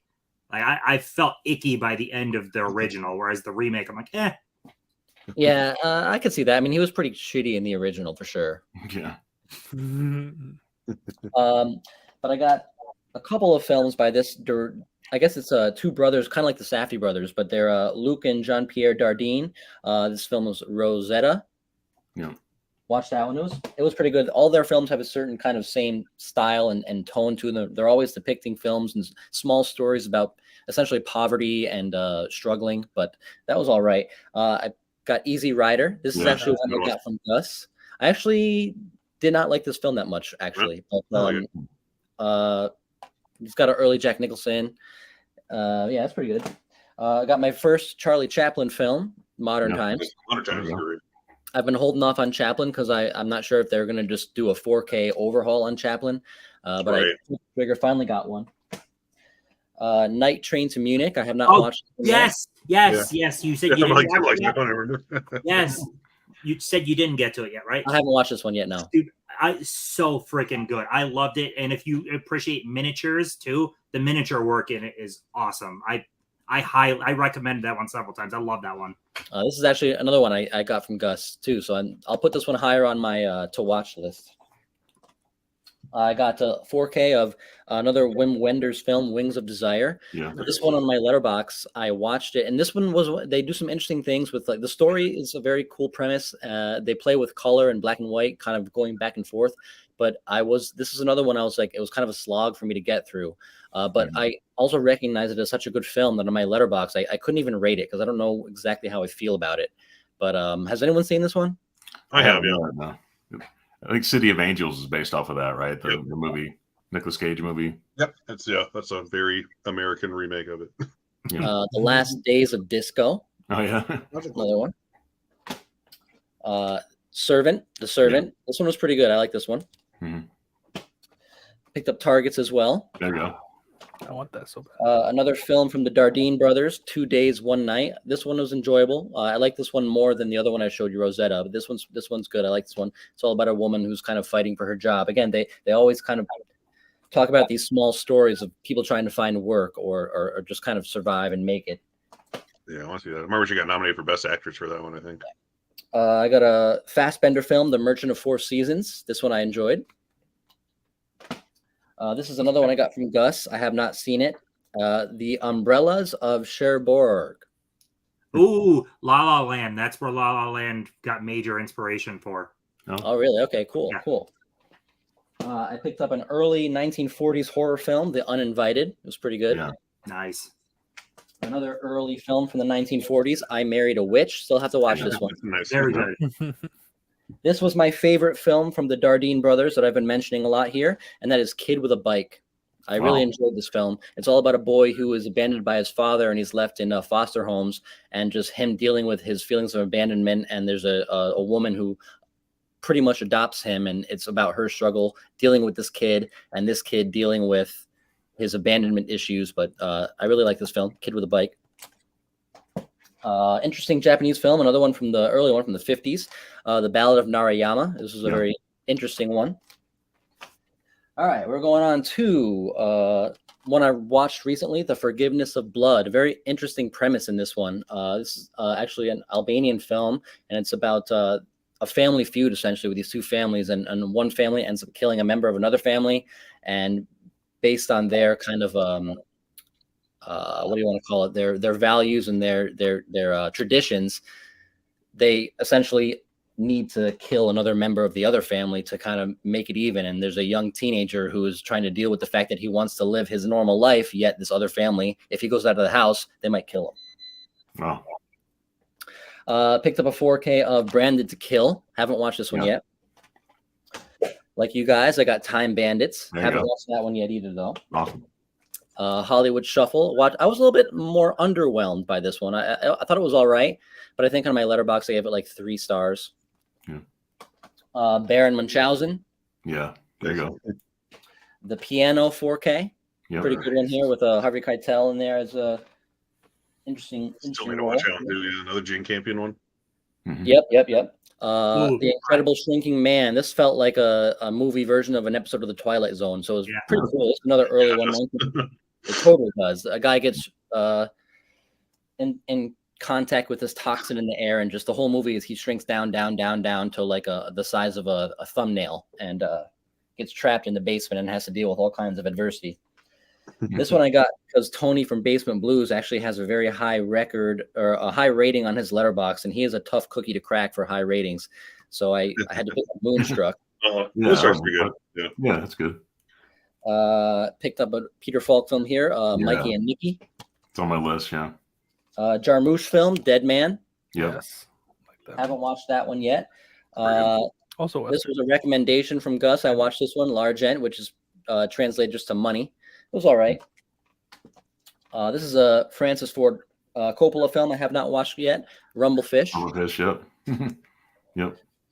45 Years. This was a random one that I kind of found, and I thought the synopsis sounded interesting. It's about this married couple who is about to celebrate their 45th wedding anniversary, but I like this one. Yeah. One I haven't cracked open yet, another Fassbender film, Fox and His Friends. A little comedy here from the 70s, The In-Laws. Yep, it's on my list, yeah. This was a recommendation from Alex at Cinema Inspired, The American Friend. This is another Wim Wenders film. Oh. But again, this one I need to rewatch. This one, again, another one I didn't quite vibe with. Yeah, very slow. And one more in this current stack, In Cold Blood. Yes. This is the next I want to watch. Get that one. Yeah. I loved it. Yeah, I haven't seen this one yet. The next time I pop into Criterion, it's going to be this one right here. Gotta watch it. It's so good. So we are down to the last stack here. All of these are ones that they were my favorite new watches of last month. A Night to Remember. Yeah. This is a film from 1958, and they really do such an amazing job of depicting the Titanic. Everything about that incident and the crash and everything about it, like, wow, like the fact that this came out when it did was so impressive to me. They like when I went into it, like, okay, this is 1958. Who knows what I'm gonna get? But man, it's impressive. Like, if you are kind of, everyone was kind of obsessed with it when that subnautical thing sunk or whatever and blew up, that submersible rather. And I was kind of in the same boat. I was kind of obsessed with that for like a little while there, that story. But this is such a great film about the Titanic. So if you like the Titanic, if you like James Cameron's film, check this one out. Yep. We already talked about it, but Triangle of Sadness, really enjoyed it. We already talked about it, but Chilly Seasons of Winter, really enjoyed it. Yep. This one was a very short film from 2021. I really enjoyed Petite Maman. Yeah. Yes.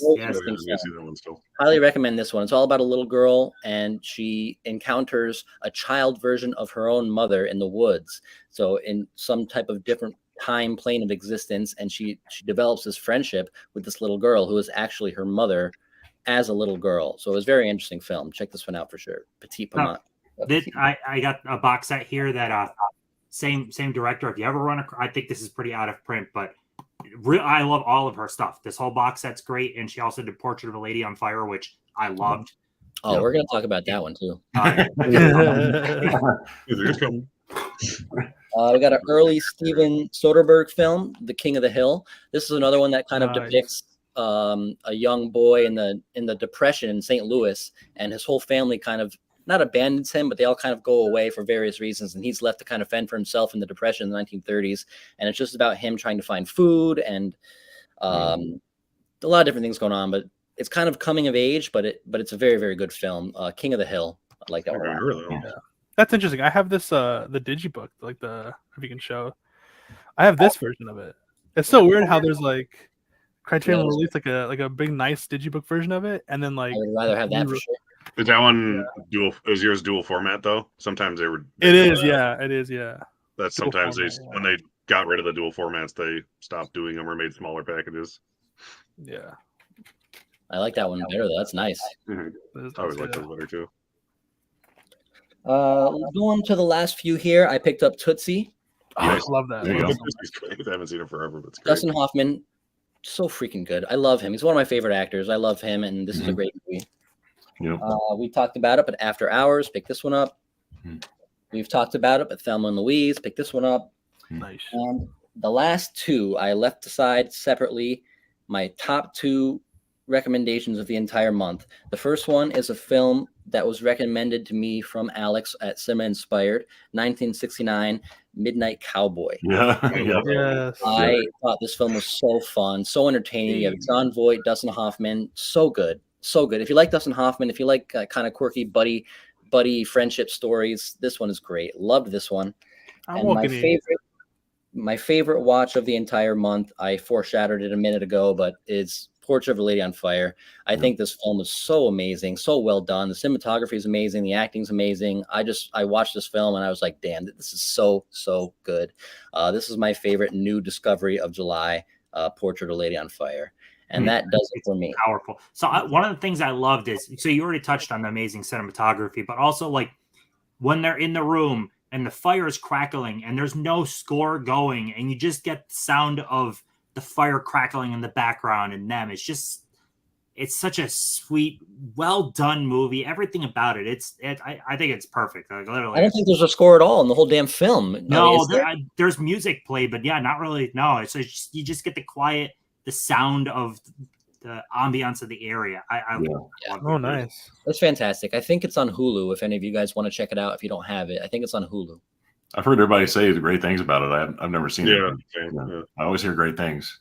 Yeah, again, if you ever get a chance to see her early stuff too, really all her stuff is good. Nice. All right, and then for our next question here, and we'll kind of go through a little bit quicker on these last couple rounds, but the question here is, how would you rank Criterion among the other boutique labels? Tim, where does Criterion fall for you? Is it towards the top 5? What is it? Well, I mean, way top 5. I would, out of current labels, I would probably put them second to Kino. So they nail everything about the packaging and all of it better than Kino, but Kino releases so much, and they'll release heavy hitters like Criterion has 12 Angry Men also, but so many freaking heavy hitters back there. And then they'll release other oddball stuff that is almost forgotten. So they cover the entire spectrum. So I put Criterion just right under Kino. Kino could do no wrong to me right now. I just, if I want it, they have it. It feels like. Right. And they're just a shade cheaper too, which is a nice thing. Oh yeah, that the price does help too. They are cheaper, and their sales are like legit sales. They're freaking great. Yeah, for me, it's really tough to decide. They might be number one now with the more mainstream titles. If you take out the mainstream titles, though, they might be 2 or 3 for me. Like, I love Scream Factory just because of my taste in horror movies. Yeah. But for more of a classic label, Criterion, for sure. Especially because the sale time is such a good deal on 4Ks and Blu-rays with their treatments, the special features, just all the quality. Like you said, Tim, the packaging is great with them. You really can't complain too much about Criterion. I don't think I ever rant on Criterion, so that's a good thing. Except the one thing is the sticker issue. I don't like having just the 4K sticker. And sometimes it's tough to tell the difference between the 4K and the Blu-ray. That's my only issue with them. But besides that, they're great. They're a great label. So I might put them number 1 now. I'd probably go 1 with them.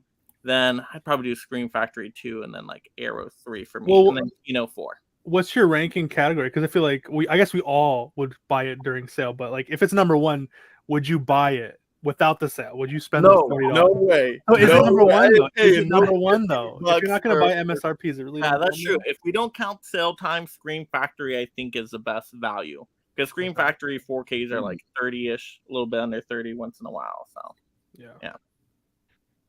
What about you, Derek? I barely ever buy anything when it's not on sale, so Me too. I'm always. I just plan my year accordingly. But yeah, I mean, they're like the OG boutique label. Like they've been doing it since the 80s. No other Laserdiscs, boutique label has VHSs you can go on eBay and buy. Oh, really? There's like 3, but they exist. Yeah. And also, they have hundreds of laser discs and stuff before they started numbering them on the DVDs. And there's I did a whole video thing about it last year. But yeah, so as far as like consistency goes and longevity, I'd say they're number 1. Like they don't maybe have as many movies as I want to buy, but anything I get from them, it's a solid release. Even if I dislike the movie, it's like it's a good release. So, There you no go. complaint. Mockbuster, what do you think? If you guys don't know me, I'm the Kino guy. I literally own every single Kino Lorber 4K in my collection. So obviously Kino is number 1. And I was like, hey, maybe Criterion is number 2. And then I realized, oh yeah, there's this little company known as Arrow. And they release these Arrow is absolutely beautiful Ultimate Edition box sets. And they also have really great sales. Like I think I got this for like 40 Canadian, which is like 30 something US. And Nice. you know the shipping is pretty good, and you get these really high quality box sets with, and it's not just like frills where it's like, oh, here's an art card, but you get like a lot of really cool special features. You know, Criterion would be up there. It's just it's a lot of it's expensive, and it's just like a basic kind of clamshell. And even though you get like a lot of bonus features, I kind of like my sizzle with my steak. You know what I'm saying? Yeah. So that's why That's what covers it. Yeah, so that's like I like my I like having a nice crust on my steak, even though the insides are nice. I like to have something. So Criterion for me is number 3. Yeah, I feel like Criterion bump up more if like with my own personal taste, I want more 30s, 40s, 50s American movies, those classics, and like Kino pumps those out like crazy. Yeah. So much Yeah, stuff first 100%. time to Blu-ray. Like every single week, there's always new classic movies, and Criterion will go months sometimes without having something from the 30s, 40s, 50s American. So yeah. And I would have put Arrow ahead of Criterion for sure because I love those limited edition box sets. But they've been doing so much less of those lately. It seems like now they're limited editions. A lot of them are like just the slipcover versions. Yeah. Well, it depends on where you shop because so much nicer in the hard boxes. Yeah. So if you buy the UK ones, the UK releases are so fire. Yeah, anything in hard box like that, it's gold. But yeah, the slipcover limited editions are just like sad compared to them. Yeah. All right, Steve, how about you? Yeah, I'd say Criterion's probably my favorite just because I think I'm the oldest person in the room here. I've been collecting those since the late 90s. And there was a long time I stopped buying those. I never knew about the Criterion, the Barnes & Noble sales. So I think at one time I kind of just stopped because they were so expensive. But then the Bruce Lee box set kind of got me back into the collection again a few years ago. Okay. So, and now I buy like used. I buy a lot of used Criterions. I buy, get stuff from Amazon. You get stuff that's usually in the low $20 range. Yeah. So I'll pay that if it's like $21, $22. Yeah. I'll pay that, But I like Arrow quite a bit. I like Kino a lot now. I love Screen Factory, Shop Factory. Love all those are probably the top 4 boutique labels I like. So, but yeah, Kino, I love that the apartment edition that they released. I think that's a great edition. Yeah. So, but Arrow, we'll talk about it later. But yeah, Arrow's popular as well. So, but yeah, Barnes & Noble, you get Criterion there all the time. But most people only buy those in July and November. But then Criterion has their sale usually in February, March. And then they do another one in October. So you can kind of get different deals. But I usually wait for sales. I don't pay $50.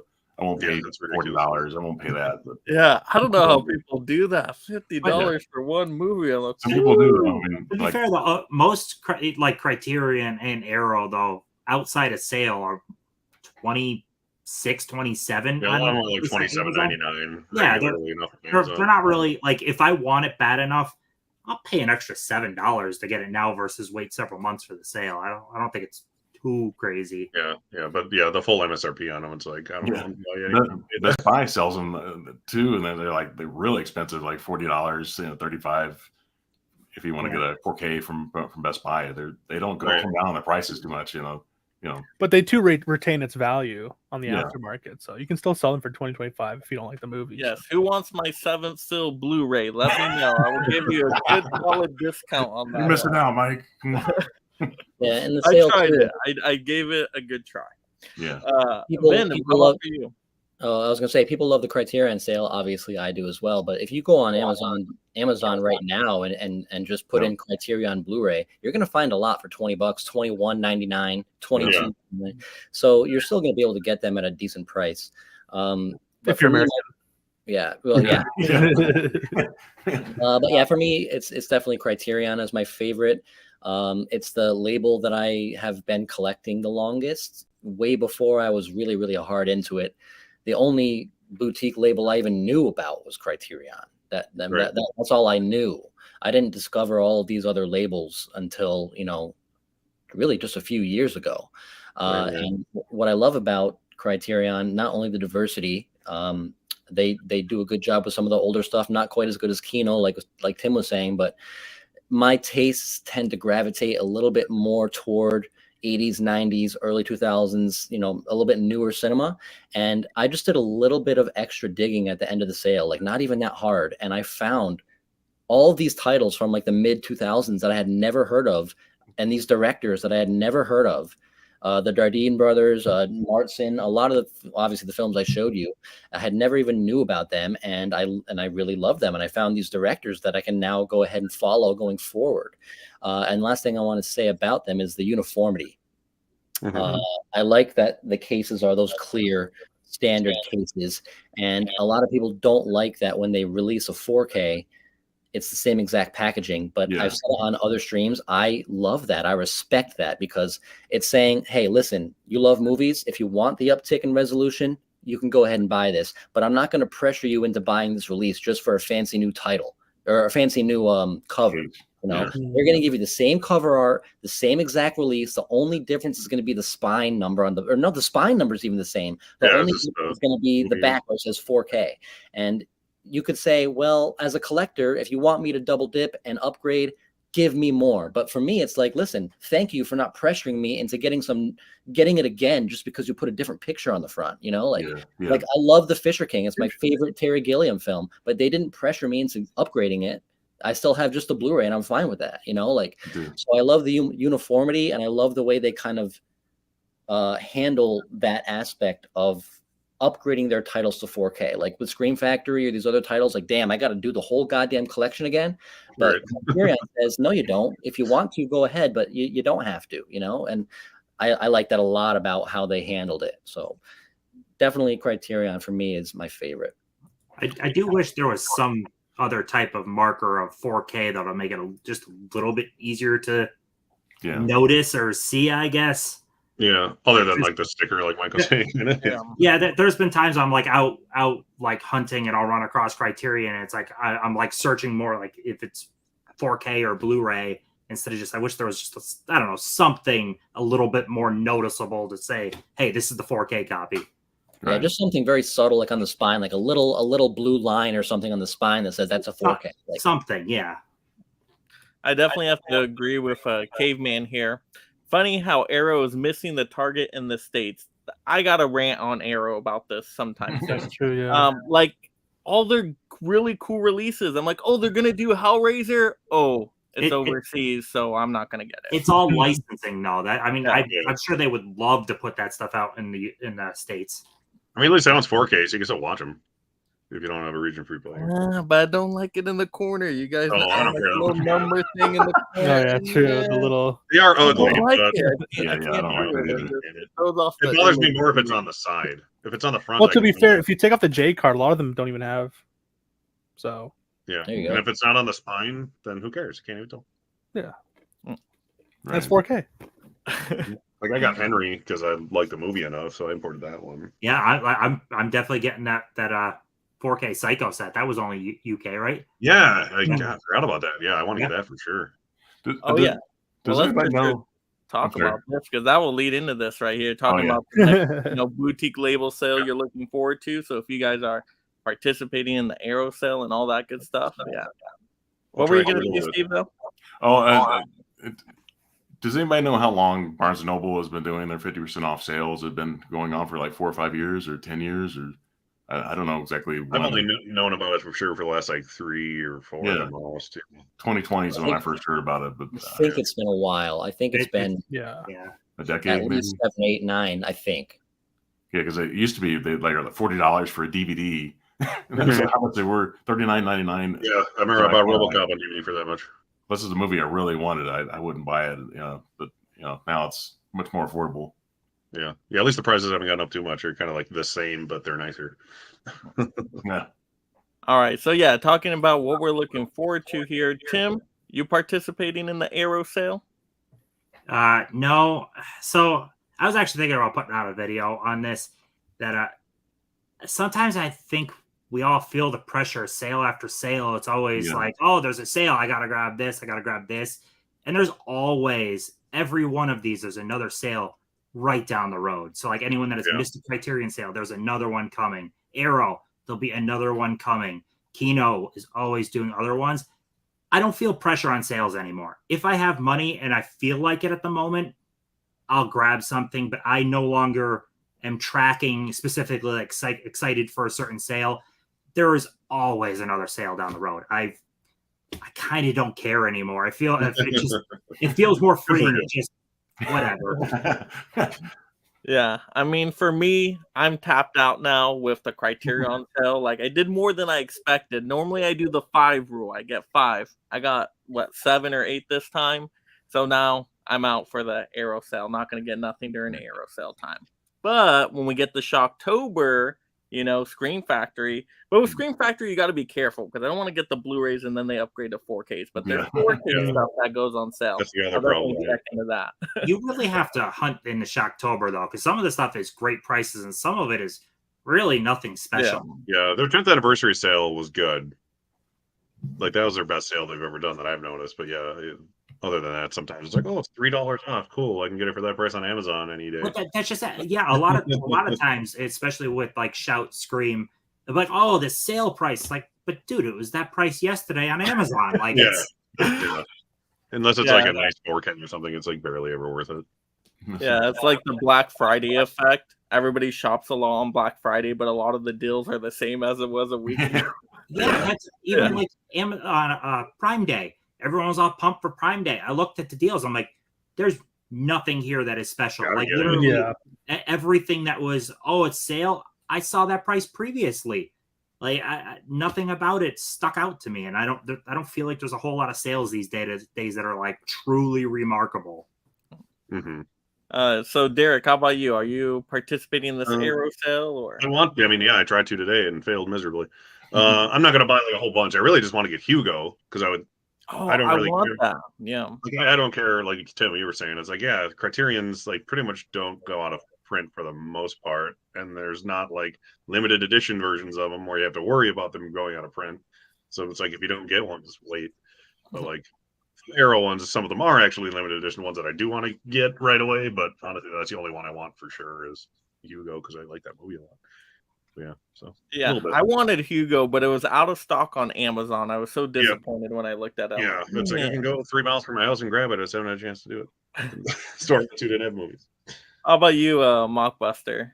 Well, for me, again, there's no Barnes & Noble, so I have to drive. But thankfully, I have to see my uncle. So he lives in Buffalo, so I'll probably go there. Yeah, Hugo, Mallrats, Cruising, I want to check out.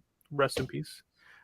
12 Monkeys, Children of the Corn. There's a lot of 4Ks that I've been meaning to check out. That I've just been because here in Canada, the what's it called? These 4Ks are like more expensive than Criterions sometimes.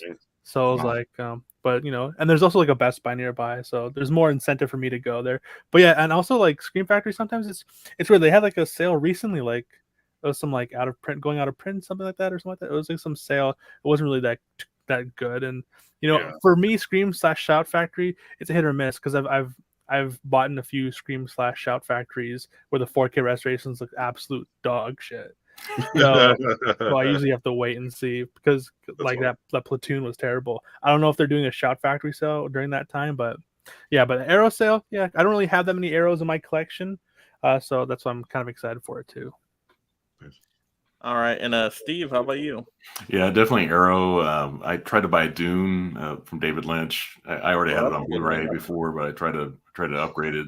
on Saturday. They didn't have a copy that they're going to order it for me. I'm going to probably next weekend. I'll probably get it because I want to use my Barnes and Noble the rewards card. Use that. I didn't know. See, I'm not totally sure about that. I would assume that your rewards will count if you buy it online, because I could have bought it online and I went in there Saturday, it was gone.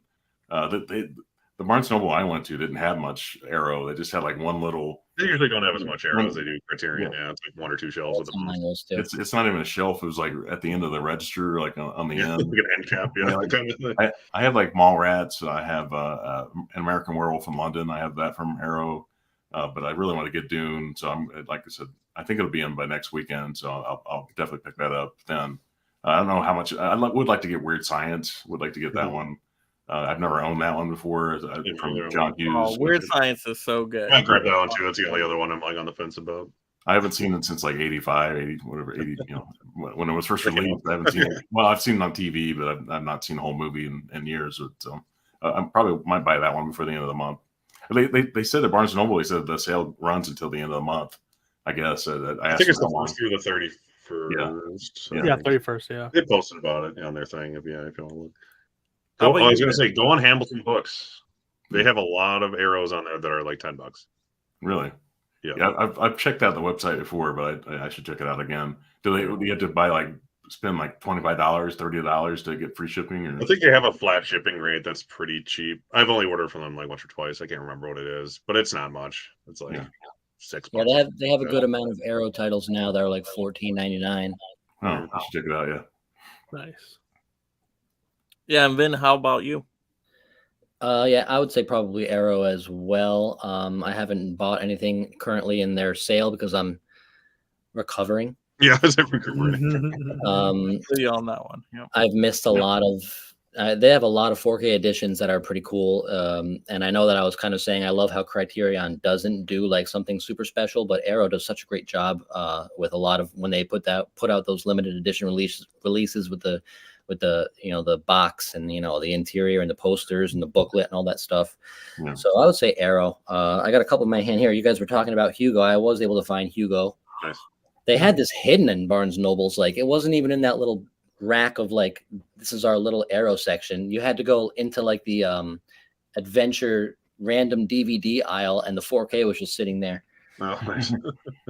And I got the Weird Science Steelbook. Nice. This is another one. Like I don't know if I would want to upgrade that to 4K. I like the movie, but I don't know how much I like it to want to buy it again. But yeah, I would say Arrow. If I could just go on any boutique label and just pick up everything I wanted, I would be like, okay, bring me to Arrow, and we'll go there. Yeah, Arrow has a great variety too, just in terms of like genre and whatnot. So yeah, they got a little bit of something for everybody. Yeah, I was mad that because Hamilton Books had that Weird Science Steelbook for $11.95, and I didn't grab it anymore. I was like, damn. All right, so we'll kind of just go quickly around. You guys can say whatever you want to the audience in terms of anything you got to promote, anything upcoming for your channels. Everybody's links are in the description below, audience, so definitely go ahead and visit those. Tim, I know we got an awesome stream you have coming up, right? Oh, yeah. Yeah. Saturday night, 8 p.m. Eastern is the top 25 results. So, wow. Yeah. Derek is on there. Bunch of people are on there. So, it'll be fun. That's big. Right. That's going to be a fun stream. Yeah. Yeah, Words hopefully will be said, I'm sure. Howard the Duck gets on the list. That's what I'm hoping for. Fingers crossed, a right? whole campaign on that, so we'll see if my work Send paid KB off. $14. Brown knows I'm going to put it on the list for It's tough too. I know the results now. Everything's calculated out, so it's nice. it's That's tough pretty cool. knowing it all. And yeah, Tim, did you have to get help like last time from KB? KB is a monumental help. Yeah, he's if anything, this is a co-partnership at this point. KB is, he's a huge. He's doing all the legwork, as you can say. He did a lot. So I'm doing all of the video stuff to introduce each thing, but he did a lot of the Excel breakdown of the stats, like a lot of it. KB, you did a great job with that last time. I remember from the 90s stream, your intro to each movie was awesome. Yeah, thanks. All right, and Derek, what do you got going on? Well, it's Spirit Halloween season, if you didn't notice already. So Yeah. I've done my third video in 3.5 days, going to 3 different spirit stores. And like my wife commented earlier, I'm sure once the Mall of America one opens, I'll be doing a Arrow sale / Spirit Halloween videos recording that day. Nice. So, yeah, that kind of stuff. I'll probably do some Arrow recommendation videos and stuff because I've been doing that for the Kino sale and the Criterion sale too. So I might do that tomorrow. Nice. And then I know Collectors Club, we just had an awesome week too. So we had 7 days of streams. So if anybody out there missed any of the streams, watch the replays. Have fun with those. Visit all our channels, Huck too. Because yeah, so many streams. Woo. Good trivia, good recommendations to each other. You know, we experience things together. And we will not do that again anytime remotely soon. Well, we need a year recovery on that one. Oh my god. Do you mean like the week or watching things? Both. Okay. That makes sure. Yeah, it's definitely a summer thing, it seems like, if we did that again. And then the Mockbuster, what do we got going on? Well, it's been slow because I've also had to deal with my own slipcover business and that kind of stuff. Yeah. But I plan on doing a lot of nerding out over 4K reviews. I think it's in my nature. My father used to be a music reviewer in Nice. Dubai, so I kind of gone that on. And I'm also going to Seattle to visit, to shop around. So if anyone in the comments or whatever knows any good places in Seattle, I heard there's a place called Half Priced Books or whatever. I heard that was a pretty good. Mockbuster, do you know when you're going out there by chance? This weekend, I believe. Oh, okay. Sunday. Or Oh, like, that's too soon. If I had time, I could plan to meet you up there. My wife's in-laws are up there in Washington, so yeah, and I want to check out. There's a lot of historical sites too, so hopefully I can do something about that. But yeah, you gotta hopefully check out the gum wall. The gum wall is a high recommendation. Oh, It's kind of gross, but it's kind of fun. But yeah, hopefully I want to do a lot of my top 5 underrated 4K releases, because I know a lot of people like to talk about Dune and that kind of stuff, but I like to talk about underrated 4Ks, overrated 4Ks, the worst 4Ks, the best 4Ks. I just love nerding out, so hopefully I can get some of that out soon. So yeah, that's what I have planned. And then Steve, what you got going on? So I'm almost at 400 subs now. Nice. I don't know why. Get him to 500, audience. I want to see Steve at 500 within the month. Yeah, but as far as Tim's 1980s top 25, I've had like over 800 views on that video. I put it out early in the morning. Nice. That's awesome. The 90s was a perfect. So I'm waiting for the Halloween for the October this year I'm going to do the top 25 horror movies, because I missed that last year. So anything Tim does, I'm going to follow his lead, and because I seem to get views when he does any kind of challenge. I'm doing that, and I can't wait to watch the video, the live stream this weekend on Tim's channel, because it was so much fun to watch the 90s one. So, but yeah, this is great. I love the people in the chat. I've been reading your comments tonight. So, and again, to hang out with you guys again, just to talk, and it's fantastic. Talk about Criterions. It's a dream come true. I'm not kidding. All right, and Vin, what do you got going on? Only thing I would say to promote is tomorrow night, actually, at 9 Eastern. It's the 13th episode of me and Vinicio's ongoing series of Vin versus Vin. And tomorrow we are going to be talking about 1980s horror. Yes. Arguably the best decade of horror ever. So our guest judges are going to be Pops from Pops Movie Dungeon, Haley from Fans of Something, and Terrell from the Overlook Theater. Nice. So Cool. we got some fun personalities on there, and we're gonna have some fun talking about some 80s cheese and some 80s horror. Nice. I love 80s. 80s is the perfect decade for horror. I love fun horror, and it's just filled with cheesy fun. Oh, filled. Yeah, you can make anything back in those days, and this is amazing. Yeah, Give you a warning, Mockbuster. Yeah, leave the gum on the wall. That's a gum, dude. Not safe. And then for my channel, you guys know me already, but tons of content posted every day. Amazon deals dropping tomorrow, a rant video after that, and then weekend reactions for Voyage of the Demeter, right? That's coming out. Interested to check that one. That looks legit good. Other than the CGI looks Yeah, we'll see how that one goes. So I'm intrigued by that one, I will say. But then my next live stream will be, I believe, the following Monday night, my back to school movies live stream. So any movies that deal with back to school, that's going to be a whole bunch of fun. I still could use a couple more panel members on that one. So if anybody wants to join that, hit me up on the Instas. But that's going to be a great time. But thank you all again. Once again, amazing panel members for joining me tonight, showing all their amazing Criterion recommendations. And then thank you, audience, of course, for being here in the chats and just watching us and having a good time. Just hit that like on the way out for me. Thank you. Totally appreciate that. But yeah, everybody have a great night out there. Now go watch your Criterions if you haven't. Go watch your movies, Bio, like us. Have a good one.